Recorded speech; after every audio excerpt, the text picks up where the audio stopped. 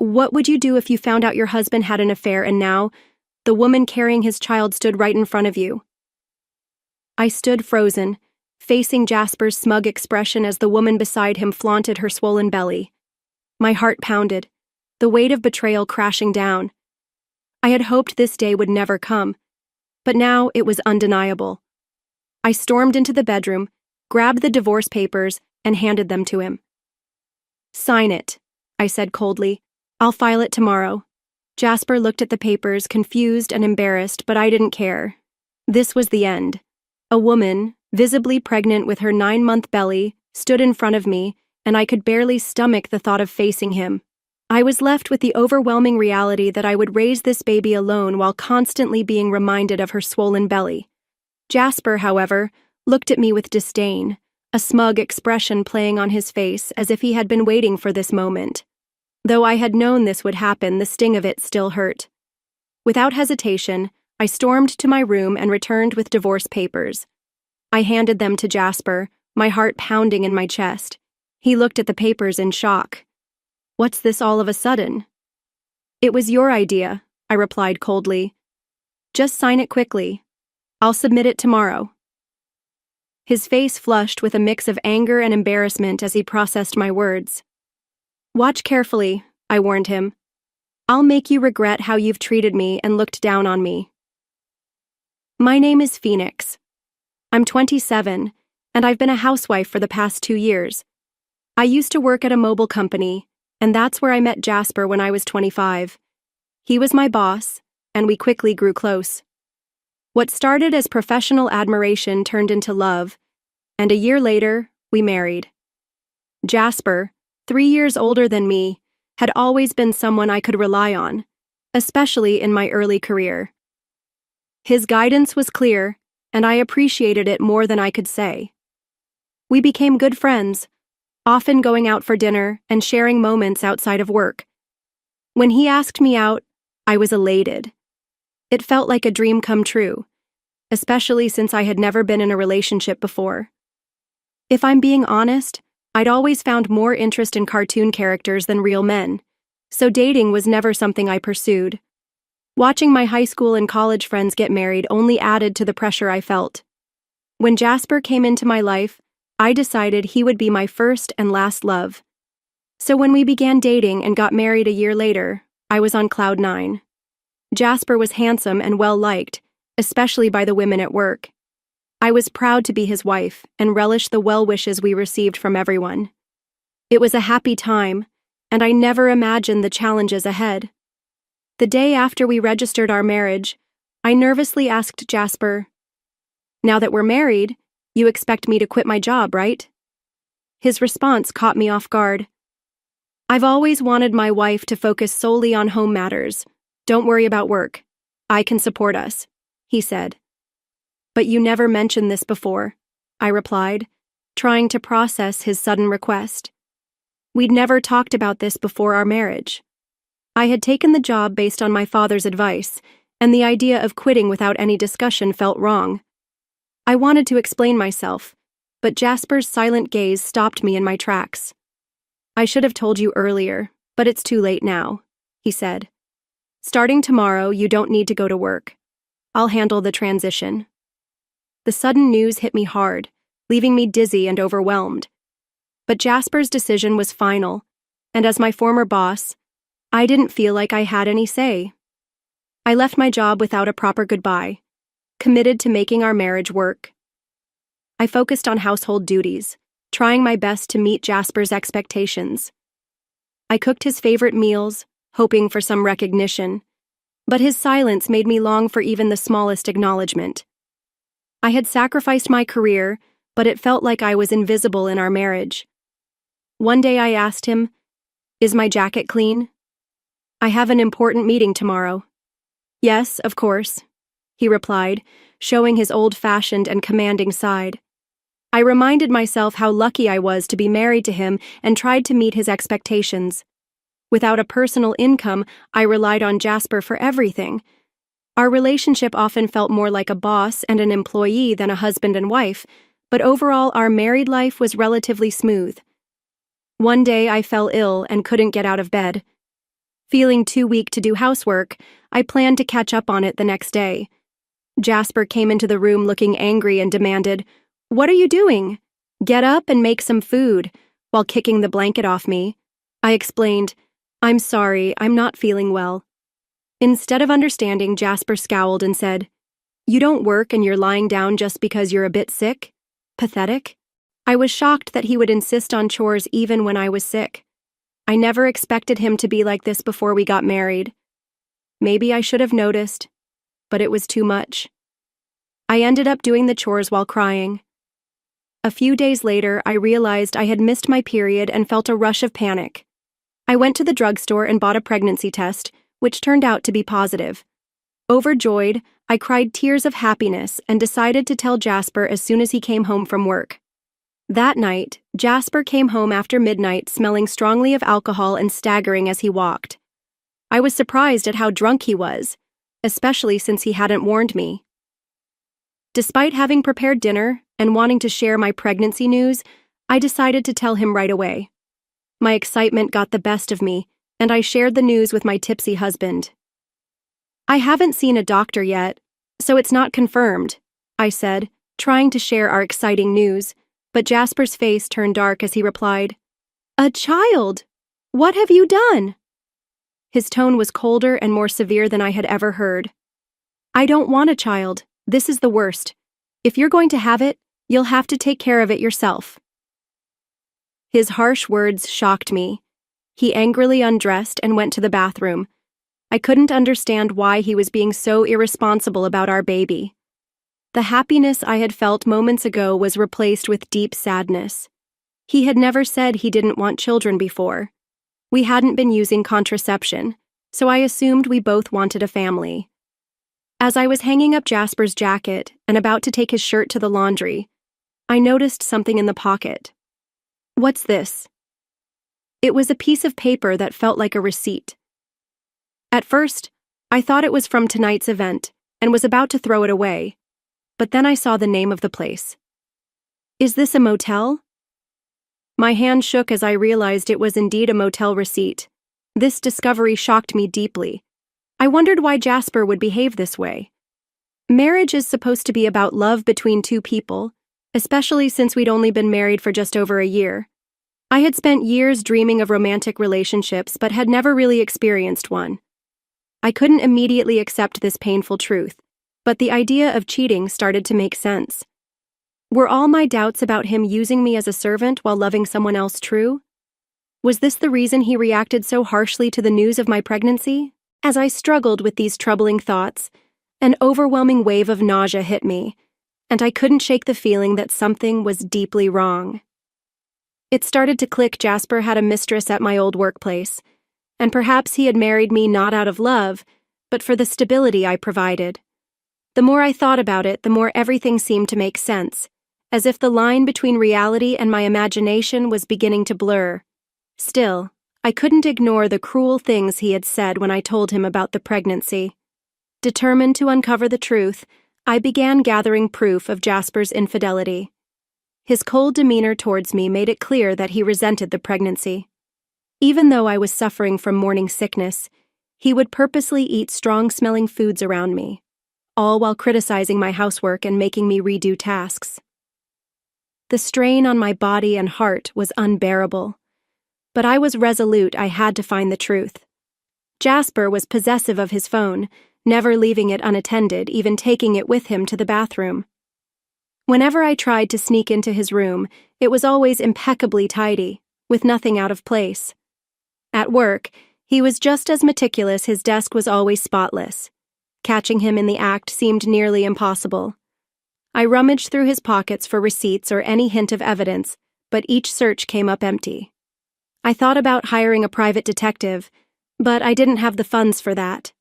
As I sat there, lost in my thoughts, my phone rang. An unexpected call from my father, who rarely reached out to me. "Hello, it's Dad. How are you?"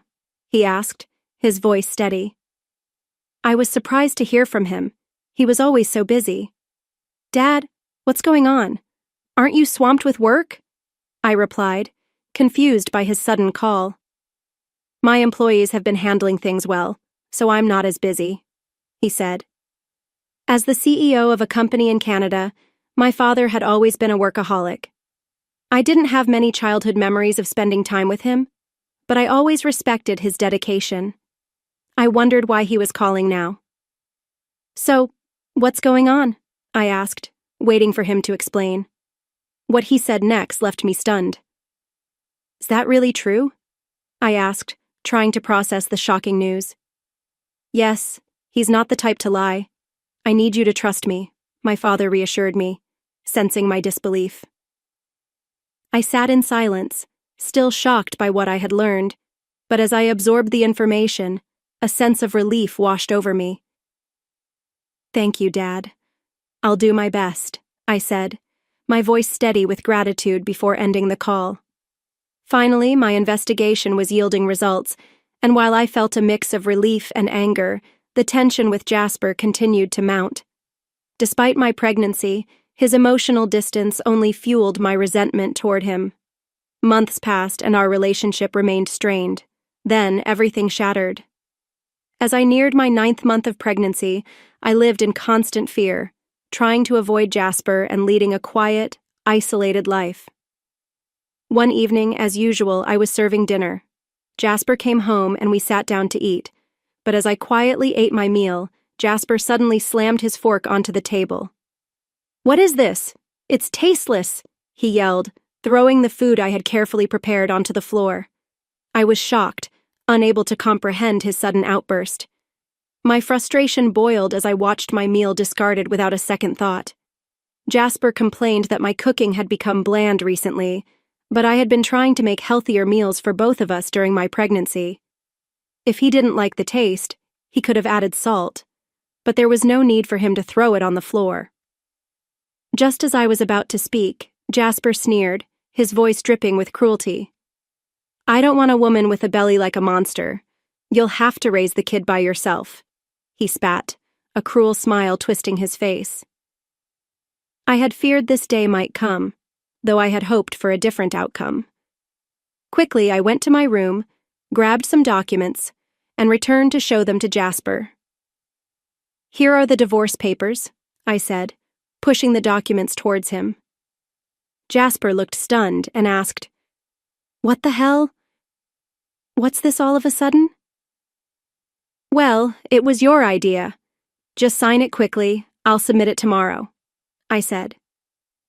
I had been thinking about divorce ever since I suspected Jasper's infidelity. With a baby on the way, I wasn't sure if I could manage on my own, but now I had a new plan. My determination seemed to anger Jasper. His face turned red with rage. "Just wait, I'll make you regret every moment you looked down on me and tried to control me. Do you think you can manage without me? You'll have a baby to care for and you'll regret it," he threatened. I stayed firm and unshaken. "I'll be fine, don't worry about me," I assured him. Maybe annoyed by my resolve, Jasper grabbed the divorce papers and started filling them out. "Here you go, if this is what you want, it's yours," he said. "Thank you," I replied.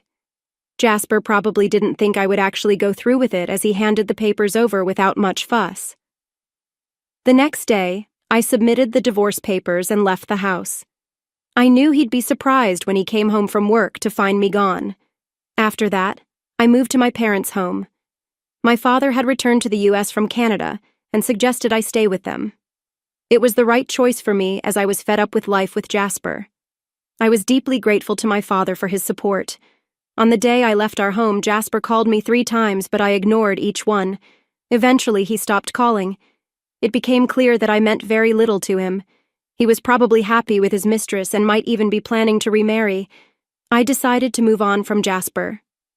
6 months later, I had a baby who was born safely, and I was living happily with my parents. While enjoying this peaceful life, Jasper called me again. At first, I ignored his calls, but after he persisted, I had no choice but to answer. "Hello, what do you want now?" I asked, tired of his calls. "Hey, what's going on? Why were you on that show, and since when are you the daughter of a CEO with millions of dollars?" Jasper's voice was a mix of surprise and anger. It turned out he had seen a TV program about my family's lifestyle, which aired after I moved back to my parents' house. After returning to their home, I had been approached by a TV station, eager to feature my father, the CEO of a major global tech company. The show highlighted the luxurious lifestyle of CEO families, and they filmed at our house, discussing the wealth of our family, which was estimated at around $10 million. I never imagined Jasper would see the show, but television's reach was more powerful than I realized. Oh, and by the way, I didn't mention that I inherited $40 million, which is why I was able to divorce you, I said nonchalantly. My father had told me about this inheritance, and it gave me the confidence to live freely, even after leaving Jasper.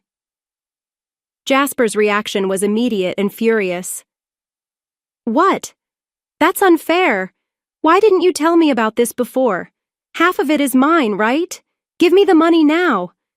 I remained calm, replying, just as I suspected, after seeing the show, all you're focused on is getting money from me. Gifts from parents don't count in property division, and don't forget your own actions. Jasper looked confused, asking, what are you talking about? I'm done with your anger, Jasper, I said, my voice firm. You called me. You should know by now you can't blame me for what you did. You cheated, didn't you? With your new wife, who's a junior at your company? You were seeing her before we were even married. Jasper's face went pale with shock as he realized I knew the truth. Finally, I had the upper hand. Did you think I wouldn't find out? I continued. My father has plenty of connections in your company. One of them told me about your affair. I haven't mentioned it until now, but I'll be demanding child support, I declared. Jasper, still in denial, tried to argue. Stop kidding. Why should I pay child support? It's your fault for getting pregnant alone and not keeping up with the housework. It's your fault. I was stunned. How could he still shift the blame and refuse to take responsibility for anything? I couldn't believe I had once been married to someone so unreasonable. It was clear I had made the right decision to leave him. Jasper, I'm broke. My wife spent all my money, and now I'm in debt, he lamented. But I wasn't moved by his pitiful pleas. His refusal to acknowledge his mistakes only fueled my anger. I had no intention of dealing with someone like him ever again. Gripping my phone tightly, I prepared to end the conversation. What are you even talking about? I snapped. Do you realize how ridiculous you sound? I never want to deal with you again. I'll have my lawyer handle the child support. Don't call me again, and you won't see the child anymore. Goodbye. I hung up quickly, my frustration boiling over. I blocked Jasper's number, took a deep breath, and felt a sense of relief wash over me. It was finally over. I had no intention of letting him disrupt my peace any longer.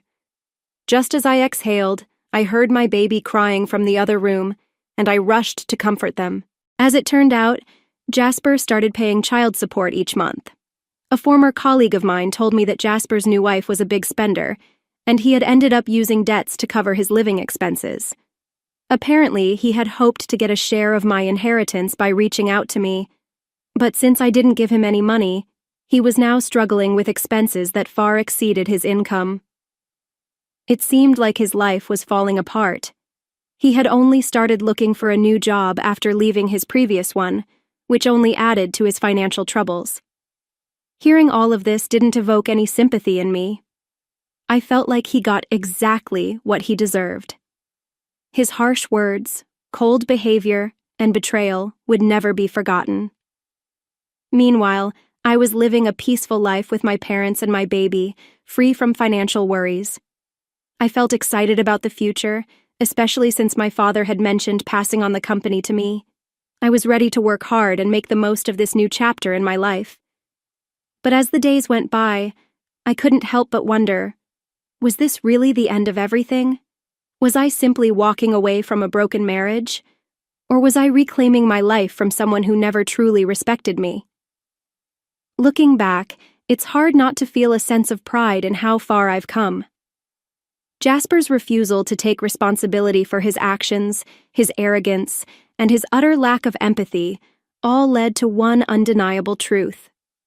I had made the right decision. Walking away from him wasn't just about escaping a toxic relationship, it was about stepping into a future where I could regain control, heal, and build a better life for myself and my child. But here's the question: could I have made it work? Was there any hope left to salvage our marriage, or was I always destined to walk this path alone? I can't ignore the part of me that wonders if, somewhere deep down, I should have fought harder for the man I thought I loved. Could things have been different if I had just stayed a little longer? Or was this exactly what I needed to get out of a situation that would have only dragged me further down? But what about you? Do you believe in second chances? Or is there a point when enough is enough? If you were in my shoes, would you have walked away too? Let's talk about it in the comments. Don't forget to like and subscribe to keep following these stories. I'd love to hear your thoughts.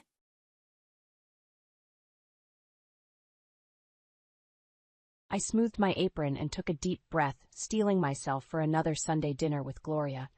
The aroma of roast chicken filled the kitchen, but my stomach churned with dread. "Emily, dear, are you sure you used enough seasoning?" Gloria's syrupy voice drifted in from the dining room. "The last time it was so bland."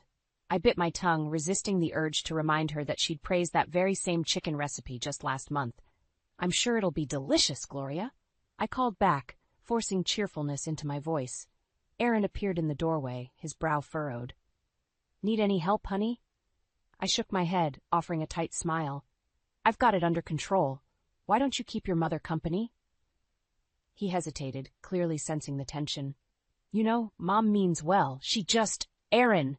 Gloria's voice cut through our conversation like a knife. "Come tell me about that big project at work. Emily can manage in the kitchen, I'm sure." I watched my husband's shoulders slump as he turned away, leaving me alone with my simmering resentment. As I carried the platter to the dining room, I caught sight of my reflection in the hall mirror.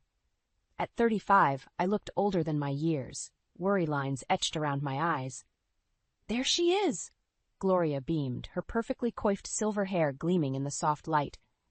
I was beginning to wonder if we'd eat before midnight. I set the platter down, forcing a laugh. "Oh, Gloria, you're such a kidder." Aaron cleared his throat. "It looks great, Em, doesn't it, Mom?"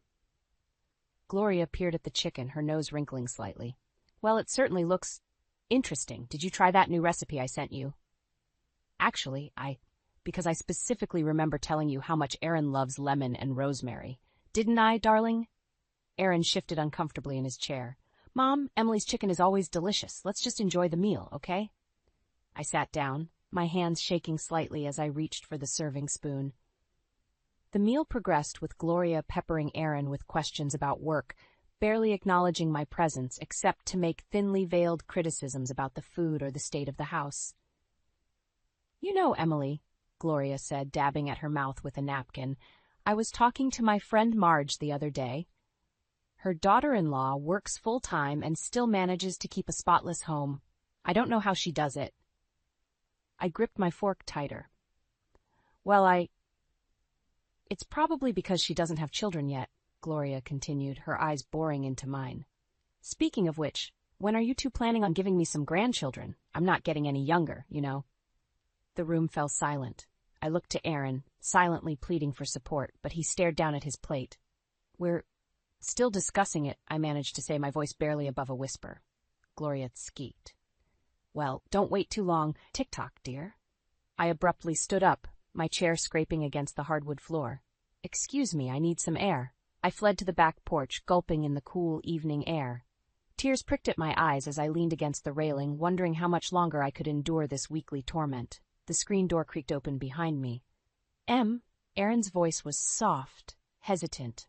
I turned to face him, no longer able to hide my distress. "I can't do this anymore, Aaron. Your mother, she's—" I know, he said, running a hand through his hair. "She can be a bit much, but she loves us in her own way." I shook my head, frustration bubbling up inside me. "Love? Is that what you call it? She criticizes everything I do, makes me feel worthless in my own home. And you just sit there and let it happen." Aaron's face fell. "That's not fair, Em. I'm trying to keep the peace. What do you want me to do? Choose between my wife and my mother?" The words hung in the air between us, heavy with implication. Before I could respond, Gloria's voice rang out from inside. "Aaron? Emily? Where did you two run off to? The dishes won't do themselves, you know." I closed my eyes, feeling the last of my resolve crumble. When I opened them again, I saw the conflict etched on Aaron's face. In that moment, I realized that our marriage had become a battlefield, with Gloria as the opposing general. And I was losing the war. The morning sun streamed through the kitchen window, but its warmth did nothing to ease the chill that had settled between Aaron and me since last night's disastrous dinner.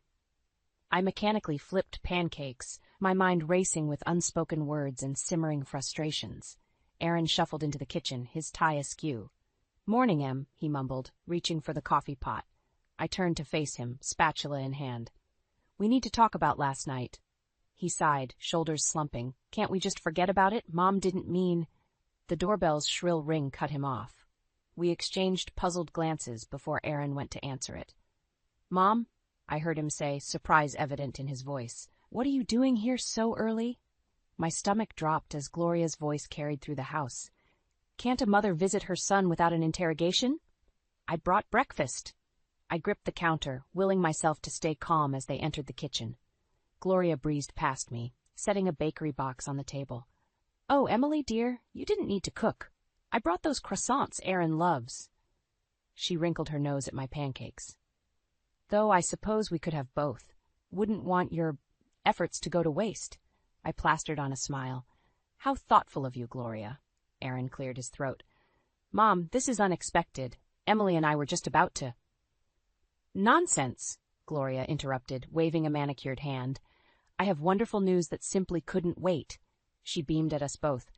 "I've decided to move closer. I found the most darling little house just 3 blocks away. Won't that be lovely?" The spatula clattered to the floor. Aaron's face paled as he looked at me, then back to his mother. "Mom, that's quite a decision. Are you sure?" Gloria's eyes narrowed. "Of course I'm sure. Don't you want me nearby? Especially when you two finally decide to give me grandchildren." She turned to me, her gaze sharp. "Speaking of which, Emily, have you seen a doctor about your situation? At your age, fertility can be such a concern." The room spun. I gripped the edge of the counter, feeling as if the ground was crumbling beneath my feet. We. "Mom," Aaron interjected, his voice strained. "Emily and I haven't decided about children yet. It's a big decision." Gloria's laugh was like glass shattering. "Oh, Aaron, you're not getting any younger either, you know. And Emily, well," she gave me a pitying look. "Tick-tock, dear." Something inside me snapped. "That's enough!" I shouted, surprising even myself. "I will not be bullied in my own home. Our family planning is none of your business, Gloria." The room fell silent. Aaron stared at me, wide-eyed, while Gloria's face flushed an angry red. "Well, I never," she huffed. "Aaron, are you going to let her speak to me like that?" I turned to my husband, silently pleading for support. He looked between us, conflict etched on his face. "Mom, Emily's right. We need some space to make these decisions on our own." Gloria's eyes filled with tears. "My own son, turning against me, after all I've sacrificed for you." She gathered her purse, heading for the door. "I suppose I'll just go home and die alone, shall I?" As the door slammed behind her, Aaron slumped into a chair. "God, Em, what are we going to do?" I sank down beside him, emotionally drained. "I don't know, Aaron, but something has to change. I can't live like this anymore." He reached for my hand, his touch hesitant. Maybe we should start trying. For a baby, I mean. It might make things easier with Mom." I jerked my hand away, stung. "Is that what you want, to have a child just to appease your mother?" Aaron's face crumpled. "No, I don't know what I want anymore." As I looked at my husband, the man I loved, but who seemed increasingly like a stranger, a cold realization washed over me. Our marriage was hanging by a thread, and Gloria's scissors were poised to snip it. "Aaron," I said softly, my heart breaking, "we need help. Real help. Or I don't think we're going to make it." His silence was deafening, and in that moment, I felt more alone than ever before. The weeks following Gloria's announcement of her impending move blurred together in a haze of tension and unspoken resentment. I found myself withdrawing, spending more time alone in our bedroom, away from Aaron's conflicted gaze and the constant reminders of our crumbling marriage. One particularly gloomy afternoon, I sat on the edge of the bathtub, staring at the pregnancy test in my trembling hands. 2 pink lines stared back at me. undeniable and life-altering. "Emily?" Aaron's voice called from the hallway. "Are you okay? You've been in there a while?" I opened the door, my face a mask of shock. "I'm pregnant," I whispered. Aaron's eyes widened, a mix of emotions flashing across his face. "Are you sure?" I nodded, holding up the test.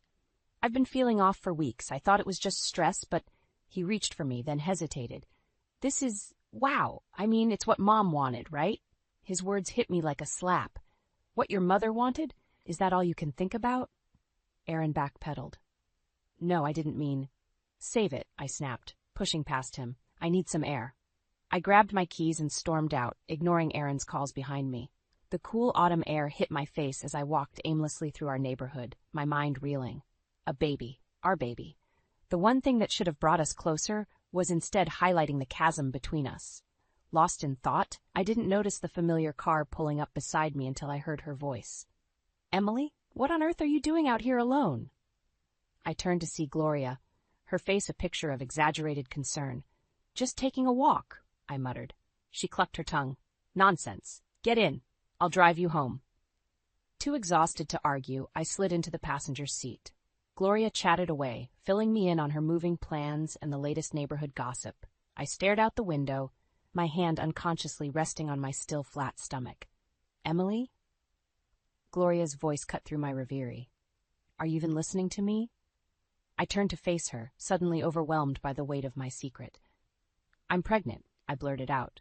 Gloria's car swerved slightly before she regained control. "What did you say?" "I'm pregnant," I repeated, my voice stronger. "Aaron and I are having a baby." The car screeched to a halt as Gloria pulled over. She turned to me, her eyes gleaming with a mix of triumph and calculation. "Oh, Emily, this is wonderful news. I knew you two would come around eventually. Have you told Aaron yet? Oh, we must start planning immediately. I have so many ideas for the nursery. Of course, I'll need to be there every step of the way to guide you. First-time mothers need all the help they can get, you know." Her words washed over me in a suffocating wave. This moment, which should have been filled with joy and excitement, felt tainted by Gloria's presumptuous planning and barely concealed criticism. "Gloria," I interrupted, my voice shaking, "I appreciate your enthusiasm, but Aaron and I need to process this ourselves first. We'll make our own decisions about the baby." Her face hardened. "Now, Emily, don't be foolish. You clearly need guidance. Why, when I was pregnant with Aaron—" "Stop!" I shouted, surprising us both. "This is not about you, Gloria. This is about me, Aaron, and our child, our family." Gloria's eyes narrowed dangerously. "Family? I am family, Emily. More so than you, it seems. Aaron will want me involved, you'll see." As if on cue, my phone buzzed with a text from Aaron. "Where are you? Mom's here, looking for you. She seems upset." I looked up to see we were parked in front of our house, Aaron standing on the porch with a confused expression. Gloria was already out of the car, striding towards him with purpose. "Aaron, darling," she called out. "Emily has the most wonderful news." I scrambled out of the car, my heart pounding. "Gloria, don't—" But it was too late. As I watched Gloria embrace Aaron, whispering in his ear, I saw the future I had imagined for us slipping away. Our joyous announcement, our private celebration, all stolen in an instant. Aaron's eyes met mine over Gloria's shoulder, a mix of confusion, joy, and something else I couldn't quite name. In that moment, I realized that my pregnancy wasn't just the beginning of a new life. It was the catalyst that would either save our marriage or destroy it completely. As my pregnancy progressed, I found myself caught in a whirlwind of conflicting emotions. The joy of impending motherhood was constantly overshadowed by the growing distance between Aaron and me. Even more surprising was Gloria's sudden change in behavior. "Emily, dear, you simply must put your feet up," Gloria cooed, fluffing a pillow behind me. In my day, we knew the importance of rest for expectant mothers. I blinked in confusion, unused to this new, attentive version of my mother-in-law. "Thank you, Gloria. That's thoughtful of you." She beamed, patting my hand. "Anything for my grandbaby. Now, let me fetch you some herbal tea. It's excellent for morning sickness." As Gloria bustled off to the kitchen, I caught Aaron's eye. He shrugged, looking as bewildered as I felt. "I guess the baby news really changed things," he said, a hint of relief in his voice. I nodded, unsure how to feel about this unexpected turn of events. Part of me was grateful for the reprieve from Gloria's constant criticism, but another part remained wary, waiting for the other shoe to drop. As the weeks passed, Gloria's overbearing attentiveness began to grate on my nerves. She was constantly at our house, offering unsolicited advice and making plans for the baby's future. Meanwhile, Aaron grew increasingly distant, often working late and seeming distracted when he was home. One evening, as I sat alone in the nursery we'd begun to prepare, I heard Aaron's key in the lock. Glancing at the clock, I frowned. It was past 10 p.m., another late night at the office. Aaron called out softly. You still up? I waddled out to the hallway, one hand on my growing belly. Hey, I said, trying to keep the accusation out of my voice. Long day? He nodded, avoiding my eyes. Yeah, big project. Sorry I missed dinner. Again, I added, unable to keep the bitterness from my tone. Aaron sighed, running a hand through his hair. I said I was sorry, Em. What more do you want? I want my husband back, I exploded, months of frustration boiling over. I want the man who used to be excited about our baby, who used to talk to me, who used to. I trailed off, choking back a sob. Aaron's face crumpled. Em, I'm trying. It's just, there's a lot of pressure at work, and with Mom always around. Don't blame this on your mother, I snapped. She may be overbearing, but at least she's here. Where are you, Aaron? Because it sure doesn't feel like you're in this with me. He reached for me, but I stepped back.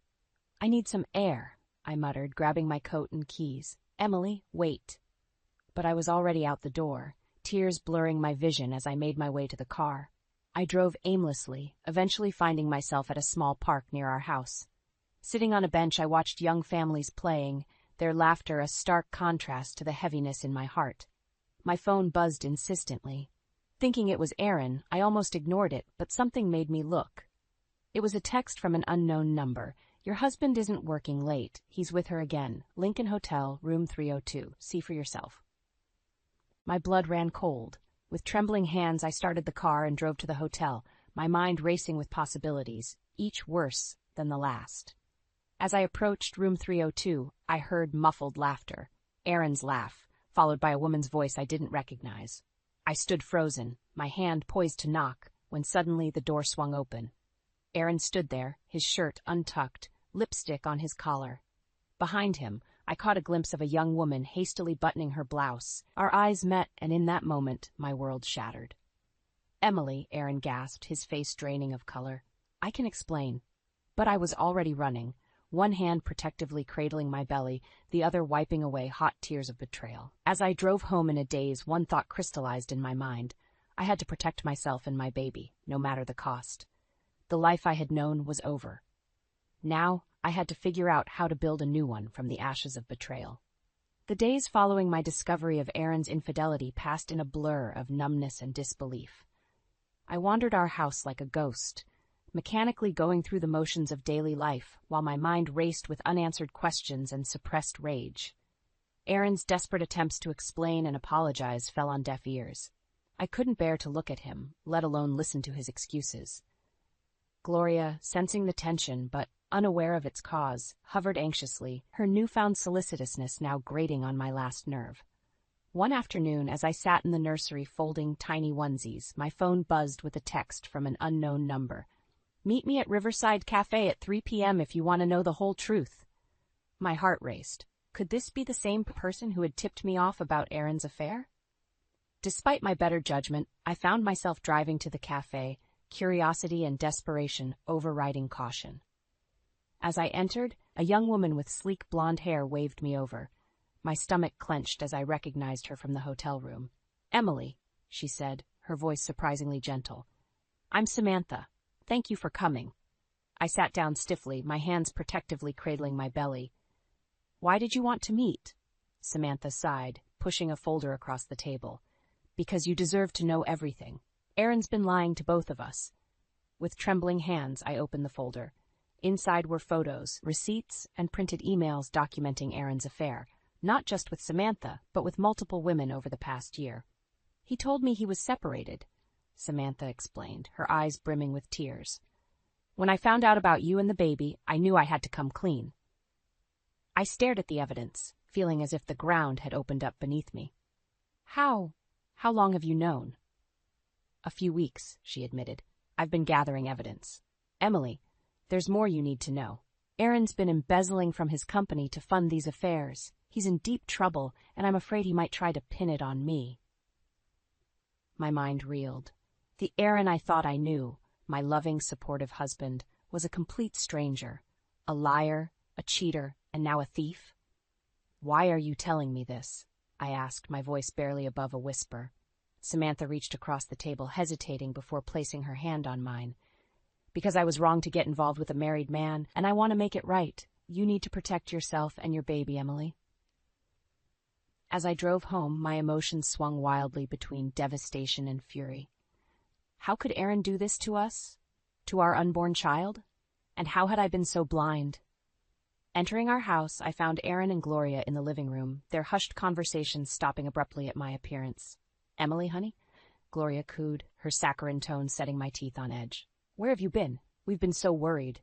I ignored her, fixing my gaze on Aaron. We need to talk. Now. Gloria started to protest, but Aaron cut her off. Mom, please, give us some privacy.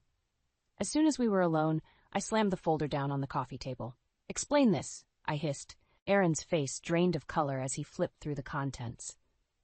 I can explain. Explain what? I exploded. How you've been cheating on me for a year, how you've been stealing from your company, how you've lied to me every single day. He reached for me, but I recoiled. Emily, please. I made mistakes, but I love you. We can work this out. I laughed bitterly. Work it out. There's nothing left to work out, Aaron. It's over. You can't mean that, he pleaded. Think about the baby. We're a family.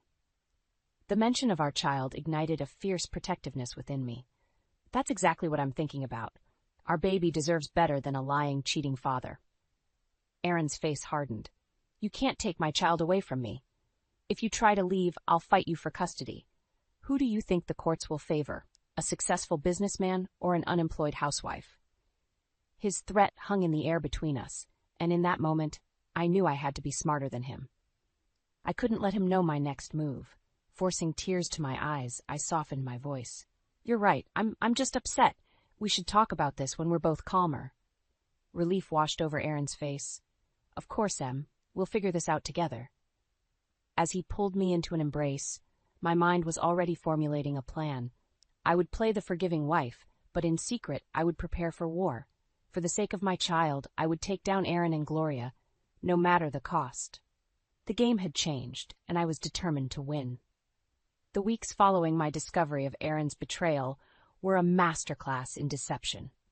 I played the role of the forgiving wife to perfection, all while secretly preparing my escape. Every gentle touch from Aaron, every sympathetic glance from Gloria only fueled my determination to break free. As my pregnancy progressed, I focused on gathering evidence. Late at night, I combed through financial records, documented Aaron's absences, and built a case that would ensure my freedom and my child's future. The weight of my secret felt crushing at times, but the life growing inside me gave me strength. Then, during a routine checkup, my world shifted again. Mrs. Thompson, the ultrasound technician, said, her voice filled with excitement, I have wonderful news. You're having twins. I stared at the screen, my heart pounding. Twins. 2 precious lives depending on me. As joy and terror warred within me, I realized the stakes had just doubled.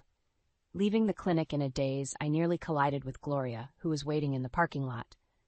Emily, dear, how was your appointment? She chirped, her eyes gleaming with anticipation. I hesitated, then made a split-second decision. It's twins, I said, watching her reaction carefully. Gloria's face lit up like a Christmas tree. Twins? Oh, this is marvelous. Aaron will be overjoyed. We must start planning immediately. I'll call the country club, book the perfect baby shower venue, and of course, you'll need my help more than ever now. I'll just have to move in to assist with the babies. As Gloria rambled on, making plans for my future, our future, without a second thought to my input, something inside me snapped.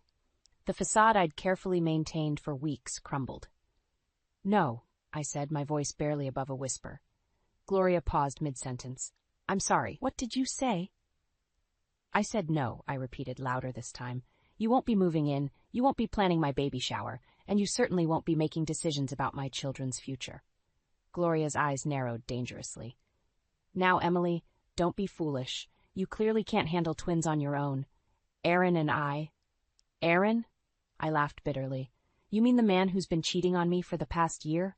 The one who's been embezzling from his company to fund his affairs? Gloria's face paled. What are you talking about? That's preposterous. I pulled out my phone, showing her the evidence I'd gathered. It's all true, Gloria. Your perfect son isn't so perfect after all. As Gloria sputtered and denied, I felt a strange sense of calm wash over me. I'm leaving him, Gloria. I'm taking my babies and starting a new life, far away from you and Aaron. Gloria's shock quickly turned to rage. You ungrateful little tramp, after everything we've done for you, you'll never get away with this. We'll fight you for custody. You'll have nothing. Her words hit me like a physical blow, but I stood my ground. Try it, I hissed.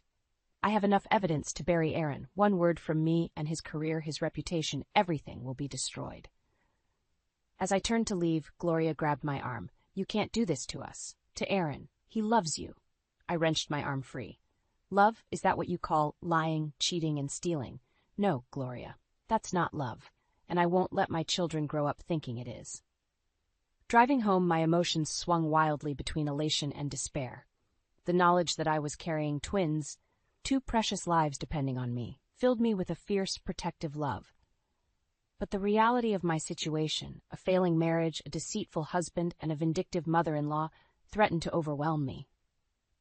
As I pulled into our driveway, I saw Aaron's car. Taking a deep breath, I steeled myself for the confrontation to come. I had to tell him about the twins, had to gauge his reaction. It would be the final test, the moment that would determine whether there was anything left to salvage or if I needed to accelerate my plans to leave. With trembling hands, I opened the front door, the weight of my future and my children's future heavy on my shoulders. Whatever happened next would change everything. There was no turning back now. The confrontation with Aaron about the twins had been the final straw. His initial joy quickly morphed into panic about finances and how this would affect his freedom. In that moment, I knew there was no future for us. With shaking hands, I packed a small bag and drove to my parents' house, tears blurring my vision the entire way. Mom opened the door, her smile fading as she took in my disheveled appearance. Emily, sweetheart, what's wrong? I collapsed into her arms, sobs racking my body. Dad appeared behind her, his face etched with concern. They ushered me inside, and through broken sobs, I poured out the whole sordid tale. Aaron's affairs, the embezzlement, Gloria's manipulations, and finally the twins. Mom gasped, her hand flying to her mouth. Oh, Emily, I'm so sorry. We had no idea. Dad's face darkened with anger. That son of a... I'll kill him. I shook my head vehemently. No, Dad, I need to handle this myself. For the babies. They exchanged a worried glance before Mom asked, What are you going to do? Taking a deep breath, I steeled myself. I'm going to divorce him, after the twins are born. The words hung heavy in the air. My parents, shocked into silence, simply held me as I cried. The next few weeks were a whirlwind of activity. My parents rallied around me, helping me contact lawyers and make plans for the future. Aaron called incessantly, alternating between tearful apologies and angry threats. I let them all go to voicemail, focusing instead on my health and the babies growing inside me. As my due date approached, the stress began to take its toll. My blood pressure spiked and the doctor ordered bed rest. Confined to my childhood bedroom, I felt like a prisoner in my own body, my mind racing with worries about the future. One afternoon, as I lay trying to nap, I heard raised voices downstairs. Curious, I crept to the top of the stairs, my heart pounding as I recognized the voices. How dare you show up here? Dad's voice boomed. After what you've done to our daughter. Please, Mr. Johnson, Aaron pleaded. I just want to talk to Emily, to make things right. There's nothing to make right, Mom interjected, her usually gentle voice hard as steel. You've done enough damage. Leave before we call the police. You can't keep me from my children, Aaron shouted. I have rights. I gripped the banister, my knees weak. How dare he? After everything he'd done, he thought he had rights? Suddenly, a sharp pain ripped through my abdomen. I gasped, doubling over. Another pain followed, more intense than the first. Mom, I called out, my voice strained. Dad. The arguing voices below fell silent. Then a flurry of footsteps on the stairs. Emily? Mom's worried face appeared.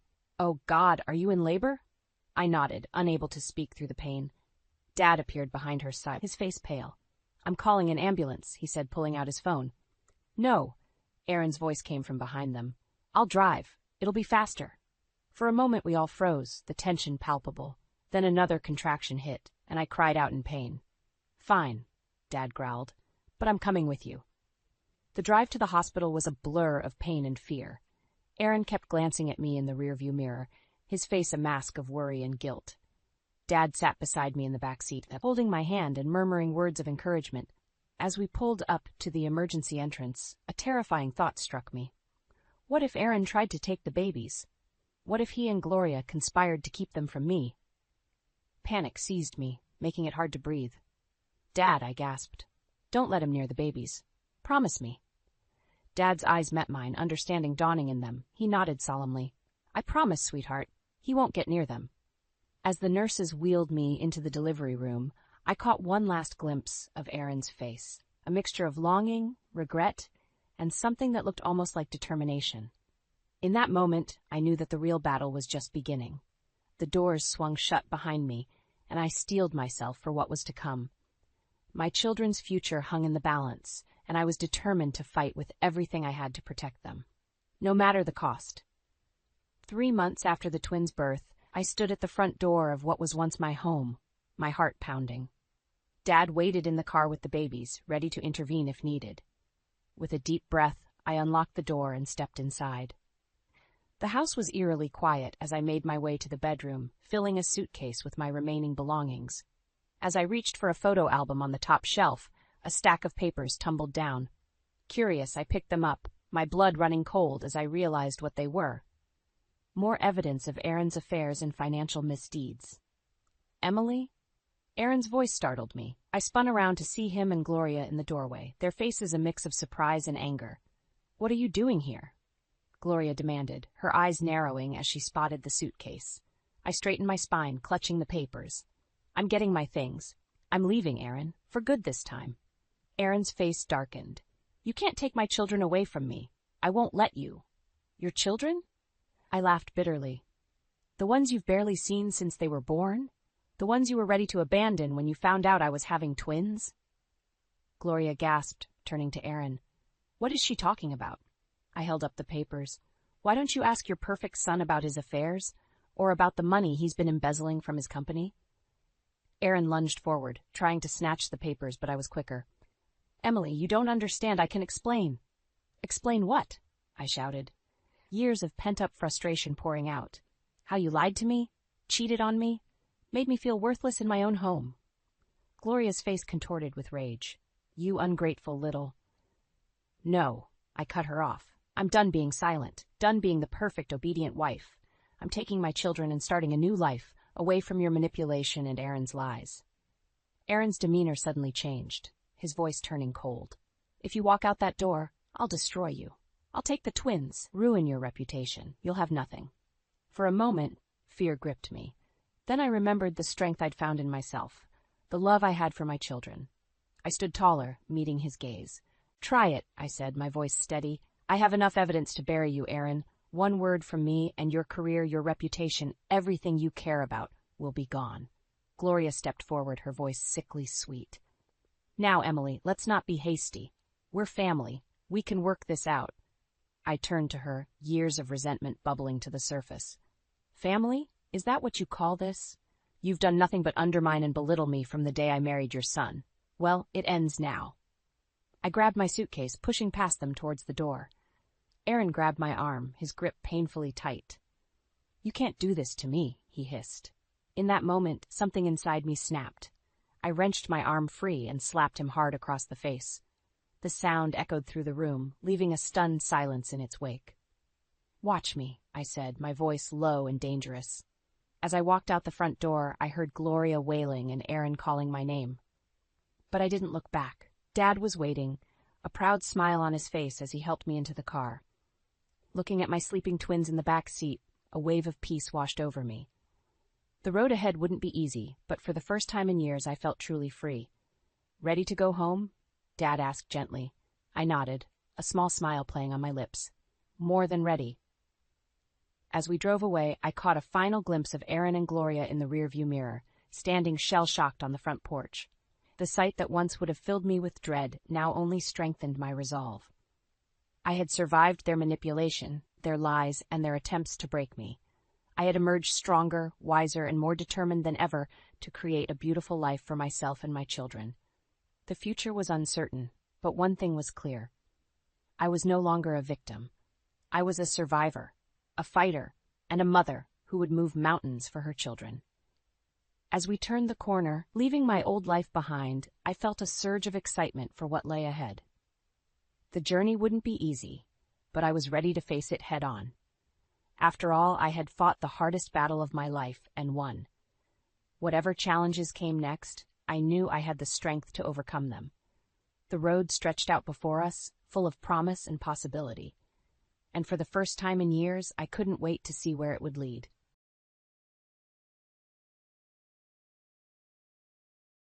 I stood in the kitchen, my hands gripping the edge of the counter so tightly, my knuckles turned white. Michael's words hung in the air, heavy and suffocating. "Lily, we need to talk about Mom," he said, his voice tinged with that familiar mix of guilt and determination. I turned to face him, my heart already sinking. "What about her?"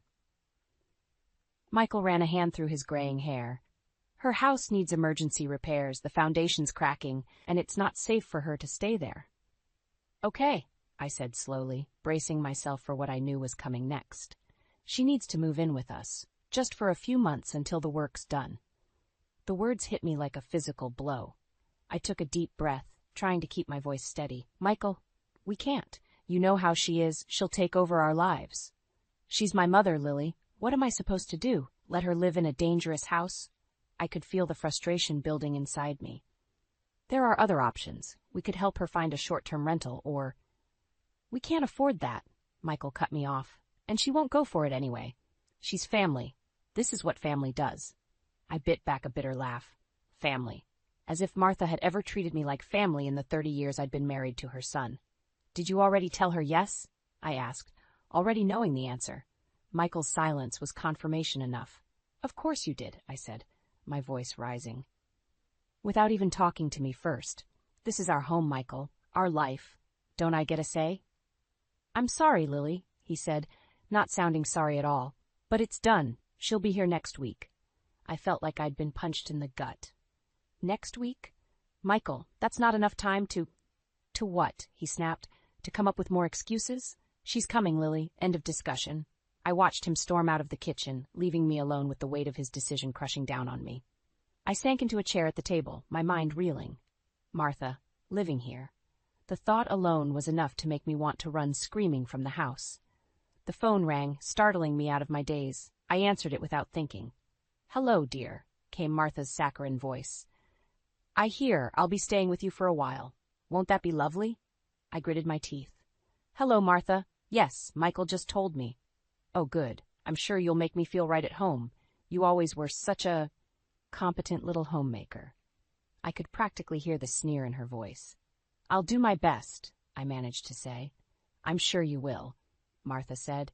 "Oh, and dear, I hope you don't mind, but I'll need to bring Fluffy with me. You know how attached she is to her special chair. I'm sure you can find somewhere else to sit in the evenings." Fluffy, Martha's ancient, ill-tempered cat that hated everyone but her, and her special chair was my favorite reading spot in the living room. "Of course," I said, my free hand clenching into a fist. "Whatever makes you comfortable." "Wonderful.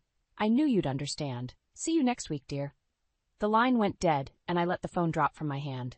I stared at it, lying there on the table as the full reality of what was about to happen crashed over me. Martha was coming. She was going to invade my home, criticize my every move, and make my life a living hell.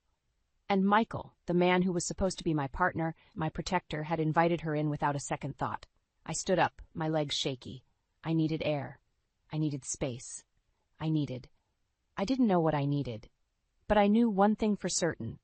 My life was about to change, and not for the better, and I had no idea how I was going to survive it. The day Martha moved in, our house transformed into a battleground. I'd spent the week preparing, scrubbing every surface until it gleamed, hoping to avoid her criticism. It didn't work. "Oh, Lily," Martha said, wrinkling her nose as she stepped inside. "You really should dust more often. I can see cobwebs in that corner." I bit my tongue, forcing a smile. "I'll take care of it, Martha." Michael lugged in her suitcases, grunting with effort. "Where do you want these, Mom?" "The guest room, of course," she said, as if it were obvious. "Though I suppose we should start calling it my room now." I felt a twinge of panic. "But that's my office. I need that space for work." Martha's eyes narrowed. "Work? At your age? Shouldn't you be thinking about retirement, dear?" "I'm only 58, I protested, "and I love my job." "Well, I'm sure you can find somewhere else to play with your computer," Martha said dismissively. "A grown woman shouldn't need a whole room for a hobby." I looked to Michael, silently pleading for support. He avoided my gaze. "Mom's right, Lily," he said. "You can set up your laptop in the living room or something." I felt like I'd been slapped. "But it's settled then," Martha interrupted. "Michael, be a dear and move my things in." "Lily, why don't you make us some tea?" I retreated to the kitchen, my hands shaking as I filled the kettle. This was only the beginning, and already I felt like a stranger in my own home. The next few days were a blur of snide comments and barely concealed insults. Martha criticized everything from my cooking to my clothes to the way I folded towels, and Michael, the man who once promised to stand by me through thick and thin, said nothing. One evening, I was working late on a project, my laptop balanced precariously on the arm of the sofa. Martha's cat Fluffy had claimed my favorite chair, hissing whenever I got too close. "Still pecking away at that thing?" Martha's voice made me jump. "It's nearly 9 o'clock, you know. A wife should have dinner on the table by now." I gritted my teeth. "Michael knows I have a deadline. He said he'd order pizza." Martha clicked her tongue disapprovingly. "Take out food at your age? No wonder you're putting on weight." "When I was your age." "I'm not putting on weight," I snapped, my patience finally wearing thin. Now, Martha said, her voice dripping with false concern. "There's no need to be defensive. I'm just looking out for your health. After all, you're not getting any younger, are you? And with no children to care for you in your old age?" The barb about my childlessness hit home as she knew it would. I blinked back tears, refusing to let her see how much it hurt. "I have work to do," I said, my voice tight. "Of course you do," Martha sighed. "It's a shame, really. If you'd focused more on being a proper wife and mother instead of chasing a career, things might have been different. Michael always wanted children, you know." I slammed my laptop shut, unable to take any more. "I'm going to bed." As I stormed past her, Martha called out, "Oh, and Lily, do try to be quieter in the morning. Your stomping around wakes me up, and I need my beauty sleep." I lay in bed that night, staring at the ceiling, Michael snoring softly beside me. How had it come to this? How had I let myself become a doormat in my own home? Something had to change. I couldn't go on like this, swallowing my anger and hurt day after day. But what could I do? As I drifted off into an uneasy sleep, a plan began to form in my mind.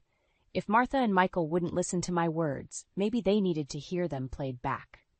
Tomorrow, I decided, I would buy a voice recorder. It was time to gather evidence of the hell my life had become. Little did I know, that decision would set in motion a chain of events that would change everything. The tiny voice recorder felt like a lifeline in my hand. I'd bought it on my lunch break, heart pounding as I handed over the cash. Now, back home, I slipped it into my pocket, my fingers brushing against the smooth plastic for reassurance. "Lily, is that you?" Martha's voice rang out from the living room. "Come in here, we need to talk." I took a deep breath, pressed the record button, and stepped into the lion's den. Martha sat in my chair, Fluffy curled in her lap. Michael stood by the window, his back to me. "There you are," Martha said, her tone dripping with false sweetness. "Michael and I have been discussing your situation." I felt a chill run down my spine. "My situation?" "Your work, dear. It's becoming a problem." I glanced at Michael, but he wouldn't meet my eyes. "What do you mean?" Martha sighed dramatically. "You're never home, always hunched over that computer. It's not healthy, and it's certainly not fair to Michael." "I'm providing for us," I said, my voice tight. "My job is important." "More important than your family?" Martha's eyes narrowed. "Michael tells me you haven't even started dinner yet. It's already 6 o'clock. I bit back a retort, acutely aware of the recorder in my pocket. "I was planning to cook after I finished my project." "See?" Martha turned to Michael. "This is exactly what I'm talking about. No wonder you two never had children. She's too busy playing career woman to be a proper wife. The words hit me like a physical blow.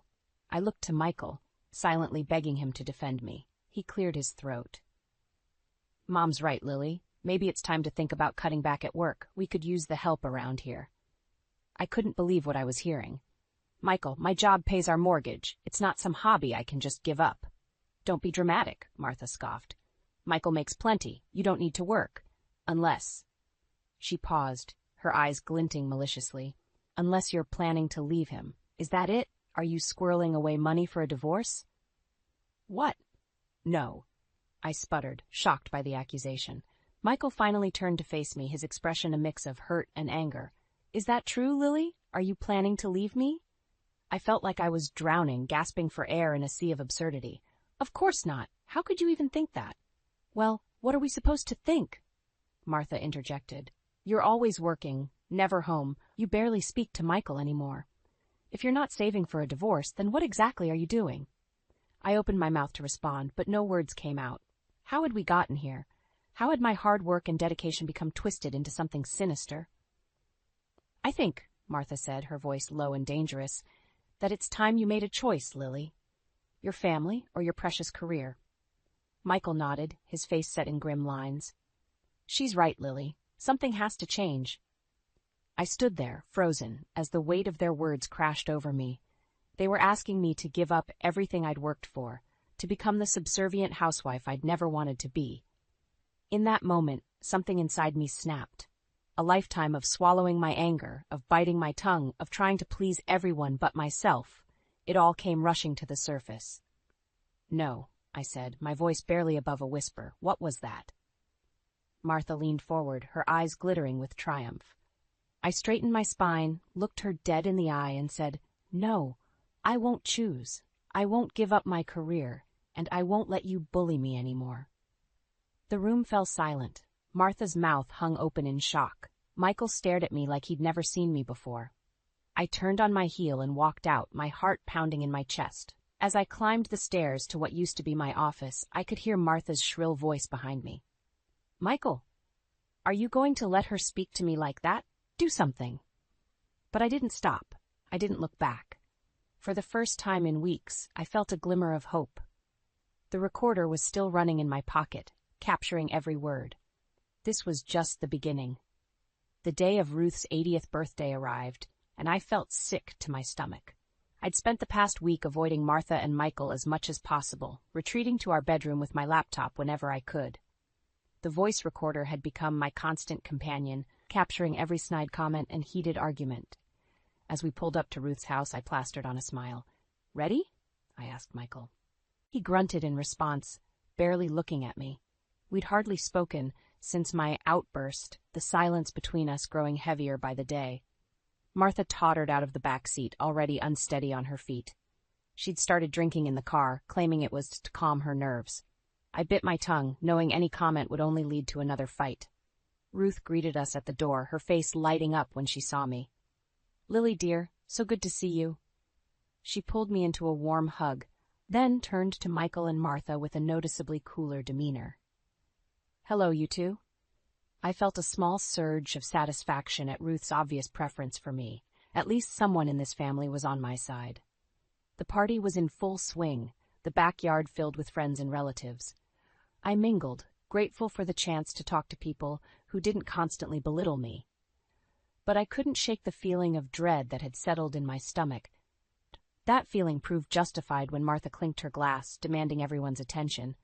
I'd like to make a toast, she slurred, her eyes unfocused, to my darling son, Michael, and his wife. I tensed, sensing trouble. Michael, Martha continued, her voice growing louder, you've always been such a good boy, so patient, even when you married beneath you. A hush fell over the crowd. I felt all eyes turn to me, my cheeks burning with humiliation. Mom, Michael said weakly, maybe we should sit down, but Martha was on a roll. No, I need to say this. Lily here, she thinks she's so smart with her fancy job, but what kind of wife is she? Can't even give you children, can't even cook a decent meal. I stood frozen, unable to believe this was happening. Where was my voice recorder? I needed proof of this moment, this public humiliation. And now, Martha went on, swaying slightly, Now she's trying to turn you against me. Your own mother. Well, I won't stand for it. It's time you put her in her place, Michael. Tell her who's really important in this family. I turned to Michael, silently pleading with him to stop this, to defend me. But to my horror, he nodded. You're right, Mom, he said, his voice carrying across the suddenly silent yard. Lily's been selfish. She needs to learn her place. The world seemed to tilt around me. I couldn't breathe, couldn't think. All I could feel was the weight of dozens of pitying stares. Ruth's voice cut through the fog. That's quite enough, she said sharply. Martha, Michael, you should be ashamed of yourselves. But the damage was done. I turned and ran, tears blurring my vision. I found myself in Ruth's guest bathroom, locking the door behind me. As I splashed cold water on my face, I caught sight of my reflection in the mirror. Who was this woman staring back at me? This broken, humiliated shell of a person? No, I wouldn't let them do this to me. I wouldn't let them reduce me to nothing. With shaking hands, I pulled out my phone and the voice recorder. I had weeks of evidence, weeks of abuse and gaslighting and manipulation. It was time to use it. I took a deep breath, steeling myself for what I was about to do. This would change everything. There would be no going back. But as I replayed Martha's drunken tirade in my mind, as I remembered Michael's betrayal, I knew I had no choice. It was time to fight back. I unlocked the bathroom door, my head held high. Let them think they'd broken me. Let them think they'd won. They had no idea what was coming. I emerged from the bathroom, my heart pounding but my resolve firm. The party had resumed its uneasy chatter, but I could feel the weight of curious glances. Martha's drunken tirade had left a palpable tension in the air. Ruth approached me, concern etched on her face. Lily, dear, are you all right? I managed a tight smile. I will be, Ruth. Thank you. She squeezed my hand. I'm so sorry about Martha and Michael. Their behavior is inexcusable. You're right, I said, my voice steadier than I felt, and I'm not going to excuse it anymore. Ruth's eyes widened as I strode purposefully towards the center of the gathering. I caught sight of Michael and Martha, huddled together near the punch bowl. They both looked up as I approached, Martha's face twisting into a sneer. Well, look who decided to grace us with her presence again, she slurred. Come to apologize for ruining the party? I didn't respond. Instead, I pulled out my phone and the voice recorder, connecting them with shaking hands. What are you doing? Michael asked, his brow furrowed. Something I should have done a long time ago, I replied. Before they could stop me, I pressed play. Martha's voice, shrill and cruel, filled the air. You're a disgrace, Lily. A barren, useless woman. Michael deserves better than you. Gasps rippled through the crowd. I watched as shock and horror dawned on the faces around me. Michael lunged forward, trying to grab the recorder. Turn that off! But I danced out of his reach, letting the recordings continue. His own voice joined his mother's, agreeing with her insults, laughing at her cruel jokes. You see, I said, my voice rising above the cacophony of recorded abuse. This is what I've been living with. This is what they're really like behind closed doors. Martha's face had gone pale. You've been spying on us? No, I retorted. I've been protecting myself, gathering evidence of the emotional abuse you've subjected me to for years. The recordings kept playing, a litany of insults and degradation that seemed to go on forever. I watched as disgust and anger replaced the pity in the eyes of our friends and family. Finally, Ruth stepped forward, her face a mask of fury. That's enough, she said, her voice trembling with rage. Martha, Michael, I want you both out of my house. Now. But Mom, Michael protested weakly. No buts, Ruth snapped. I've heard enough. What you've done to Lily is despicable. I'm ashamed to call you my son.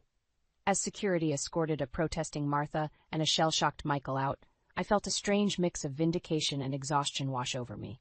The nightmare was finally over, but at what cost? Ruth approached me, tears in her eyes. Lily, I had no idea. I'm so sorry you've had to endure this. I nodded, unable to speak past the lump in my throat. What will you do now? She asked gently. The question hung in the air, heavy with implications. I looked around at the faces of our friends and family, some supportive, others uncomfortable. I thought about the house I'd returned to, now tainted by months of abuse and betrayal. In that moment, I knew I couldn't go back. Couldn't pretend things could ever be the same. I don't know, I admitted, but I know I can't stay with Michael. Not after this. Ruth nodded, understanding in her eyes. Whatever you decide, you have my support. Your family, Lily, the kind of family I'm proud to have. As the party slowly dispersed, I stood alone in Ruth's backyard, watching the sun set on the life I'd known. The path ahead was uncertain, fraught with legal battles and emotional turmoil. But for the first time in months, I felt a glimmer of hope. I'd found my voice, my strength. And I knew whatever came next, I would face it on my own terms. The recorder sat heavy in my hand, a testament to my resilience and a key to my freedom. Tomorrow, I decided I would call a divorce lawyer. It was time to start my new life. The days following Ruth's birthday party were a whirlwind. I'd moved out of our house, staying with a sympathetic coworker while I sorted out my next steps. My phone buzzed constantly with messages from Michael, alternating between angry accusations and desperate pleas for forgiveness. I ignored them all. Today, I sat in my lawyer's office, my hands clasped tightly in my lap. The recordings I'd made were spread out on the desk between us, along with financial documents and other evidence of Michael and Martha's mistreatment. "This is strong stuff, Lily," Sarah, my lawyer, said. "With this evidence, we have a solid case for emotional abuse and grounds for divorce." I nodded, a mix of relief and anxiety churning in my stomach. "What's our next step?" "We file for divorce and—" Sarah was cut off by a commotion outside her office. The door burst open, and Michael stormed in, his face red with anger. Martha trailed behind him, her eyes darting around the room. "How dare you?" Michael shouted, slamming his hands on the desk. "You think you can just walk away and destroy our family?" I flinched but held my ground. "There's nothing left to destroy, Michael. You and Martha took care of that." Sarah stood, her voice stern. "Mr. Thompson, you need to leave. This is a private meeting." Michael ignored her, his gaze fixed on me. "You manipulative bitch. Those recordings? They're out of context. You've turned everyone against us." "The recordings speak for themselves," I said, my voice steadier than I felt. "Everyone heard the truth." Martha stepped forward, her face a mask of false concern. "Lily, dear, we're worried about you. You're not thinking clearly. Come home and we can work this out as a family." I almost laughed at the absurdity. "Family? You've never treated me like family. You've both made it clear that I'm nothing but a nuisance, a failure as a wife and woman." "That's not true," Michael protested, but his words rang hollow. Sarah moved towards the door. "I'm calling security. You need to leave now." As if on cue, 2 security guards appeared in the doorway. Michael's face contorted with rage. "You'll regret this," he snarled. "I'll make sure you walk away with nothing. You hear me? Nothing." As the guards escorted Michael and Martha out, I felt my resolve wavering. Was I really prepared for the battle ahead? Sarah returned to her seat, her expression grim. "I'm sorry about that, Lily, but their behavior only strengthens our case." I nodded, trying to steady my breathing. "What did Michael mean about me walking away with nothing?" Sarah's eyes narrowed. "Let's take a closer look at those financial documents." As we pored over bank statements and investment records, a sickening realization dawned on me. Large sums of money had been moving out of our joint accounts for months, funneled into accounts I didn't recognize. "He's been hiding assets," Sarah said, her voice tight with anger. "Preparing for this, most likely." I felt the room spin around me. All those years of hard work, saving, planning for our future, and Michael had been systematically dismantling it behind my back. "What do we do?" I asked, my voice barely above a whisper. Sarah's expression was determined. "We fight. We'll need forensic accountants, maybe even private investigators. It won't be easy, Lily, but we can prove what he's done." I closed my eyes, overwhelmed by the magnitude of what lay ahead. The divorce, the financial battle, the inevitable smear campaign Michael and Martha would wage against me. It all seemed insurmountable. For a moment, I considered giving up. Maybe it would be easier to crawl back, to accept Michael's version of events, to return to the life I knew, no matter how miserable. But then I thought of the recordings, of the years of abuse and gaslighting. I thought of Ruth's support, of the shocked faces at the party when they heard the truth. I couldn't go back. Not now, not ever. I opened my eyes, meeting Sarah's gaze. "Okay," I said, my voice growing stronger. "Let's do this. Whatever it takes, I'm ready." As Sarah began outlining our strategy, I felt a strange mix of terror and exhilaration. The road ahead would be hard, but for the first time in years, I was fighting for myself, and I was determined to win. The courtroom buzzed with tension as I took my seat beside Sarah. Across the aisle, Michael and Martha sat with their lawyer, both of them glaring daggers at me. I forced myself to look straight ahead, focusing on the judge's empty chair. This was it. The culmination of months of legal battles, financial investigations, and emotional turmoil. Everything I'd fought for hung in the balance. As the judge entered and the proceedings began, I found myself reliving the journey that had brought me here. The recordings that had exposed the truth, the shocking discovery of Michael's hidden assets, the grueling depositions where I'd had to relive every moment of abuse and betrayal. Sarah squeezed my hand reassuringly as she stood to present our case. Her voice was clear and confident as she laid out the evidence of emotional abuse, financial deception, and the systematic effort to undermine my self-worth and independence. "Your Honor," Sarah said, "the recordings you're about to hear demonstrate a clear pattern of emotional abuse perpetrated by both Mr. Thompson and his mother against my client." As the first recording played, I watched the judge's expression change from neutral to disturbed. Martha's shrill voice filled the courtroom, spewing vitriol about my supposed failings as a wife. Michael's voice chimed in, agreeing and adding his own cruel comments. I risked a glance at Michael and Martha. Martha's face was red with anger, while Michael looked pale and sick. For a moment, I almost felt sorry for them. Almost. Their lawyer tried to argue that the recordings were taken out of context, that they were private family matters not meant for public consumption. But the judge wasn't buying it. "Context or not," the judge said sternly, "this behavior is unacceptable."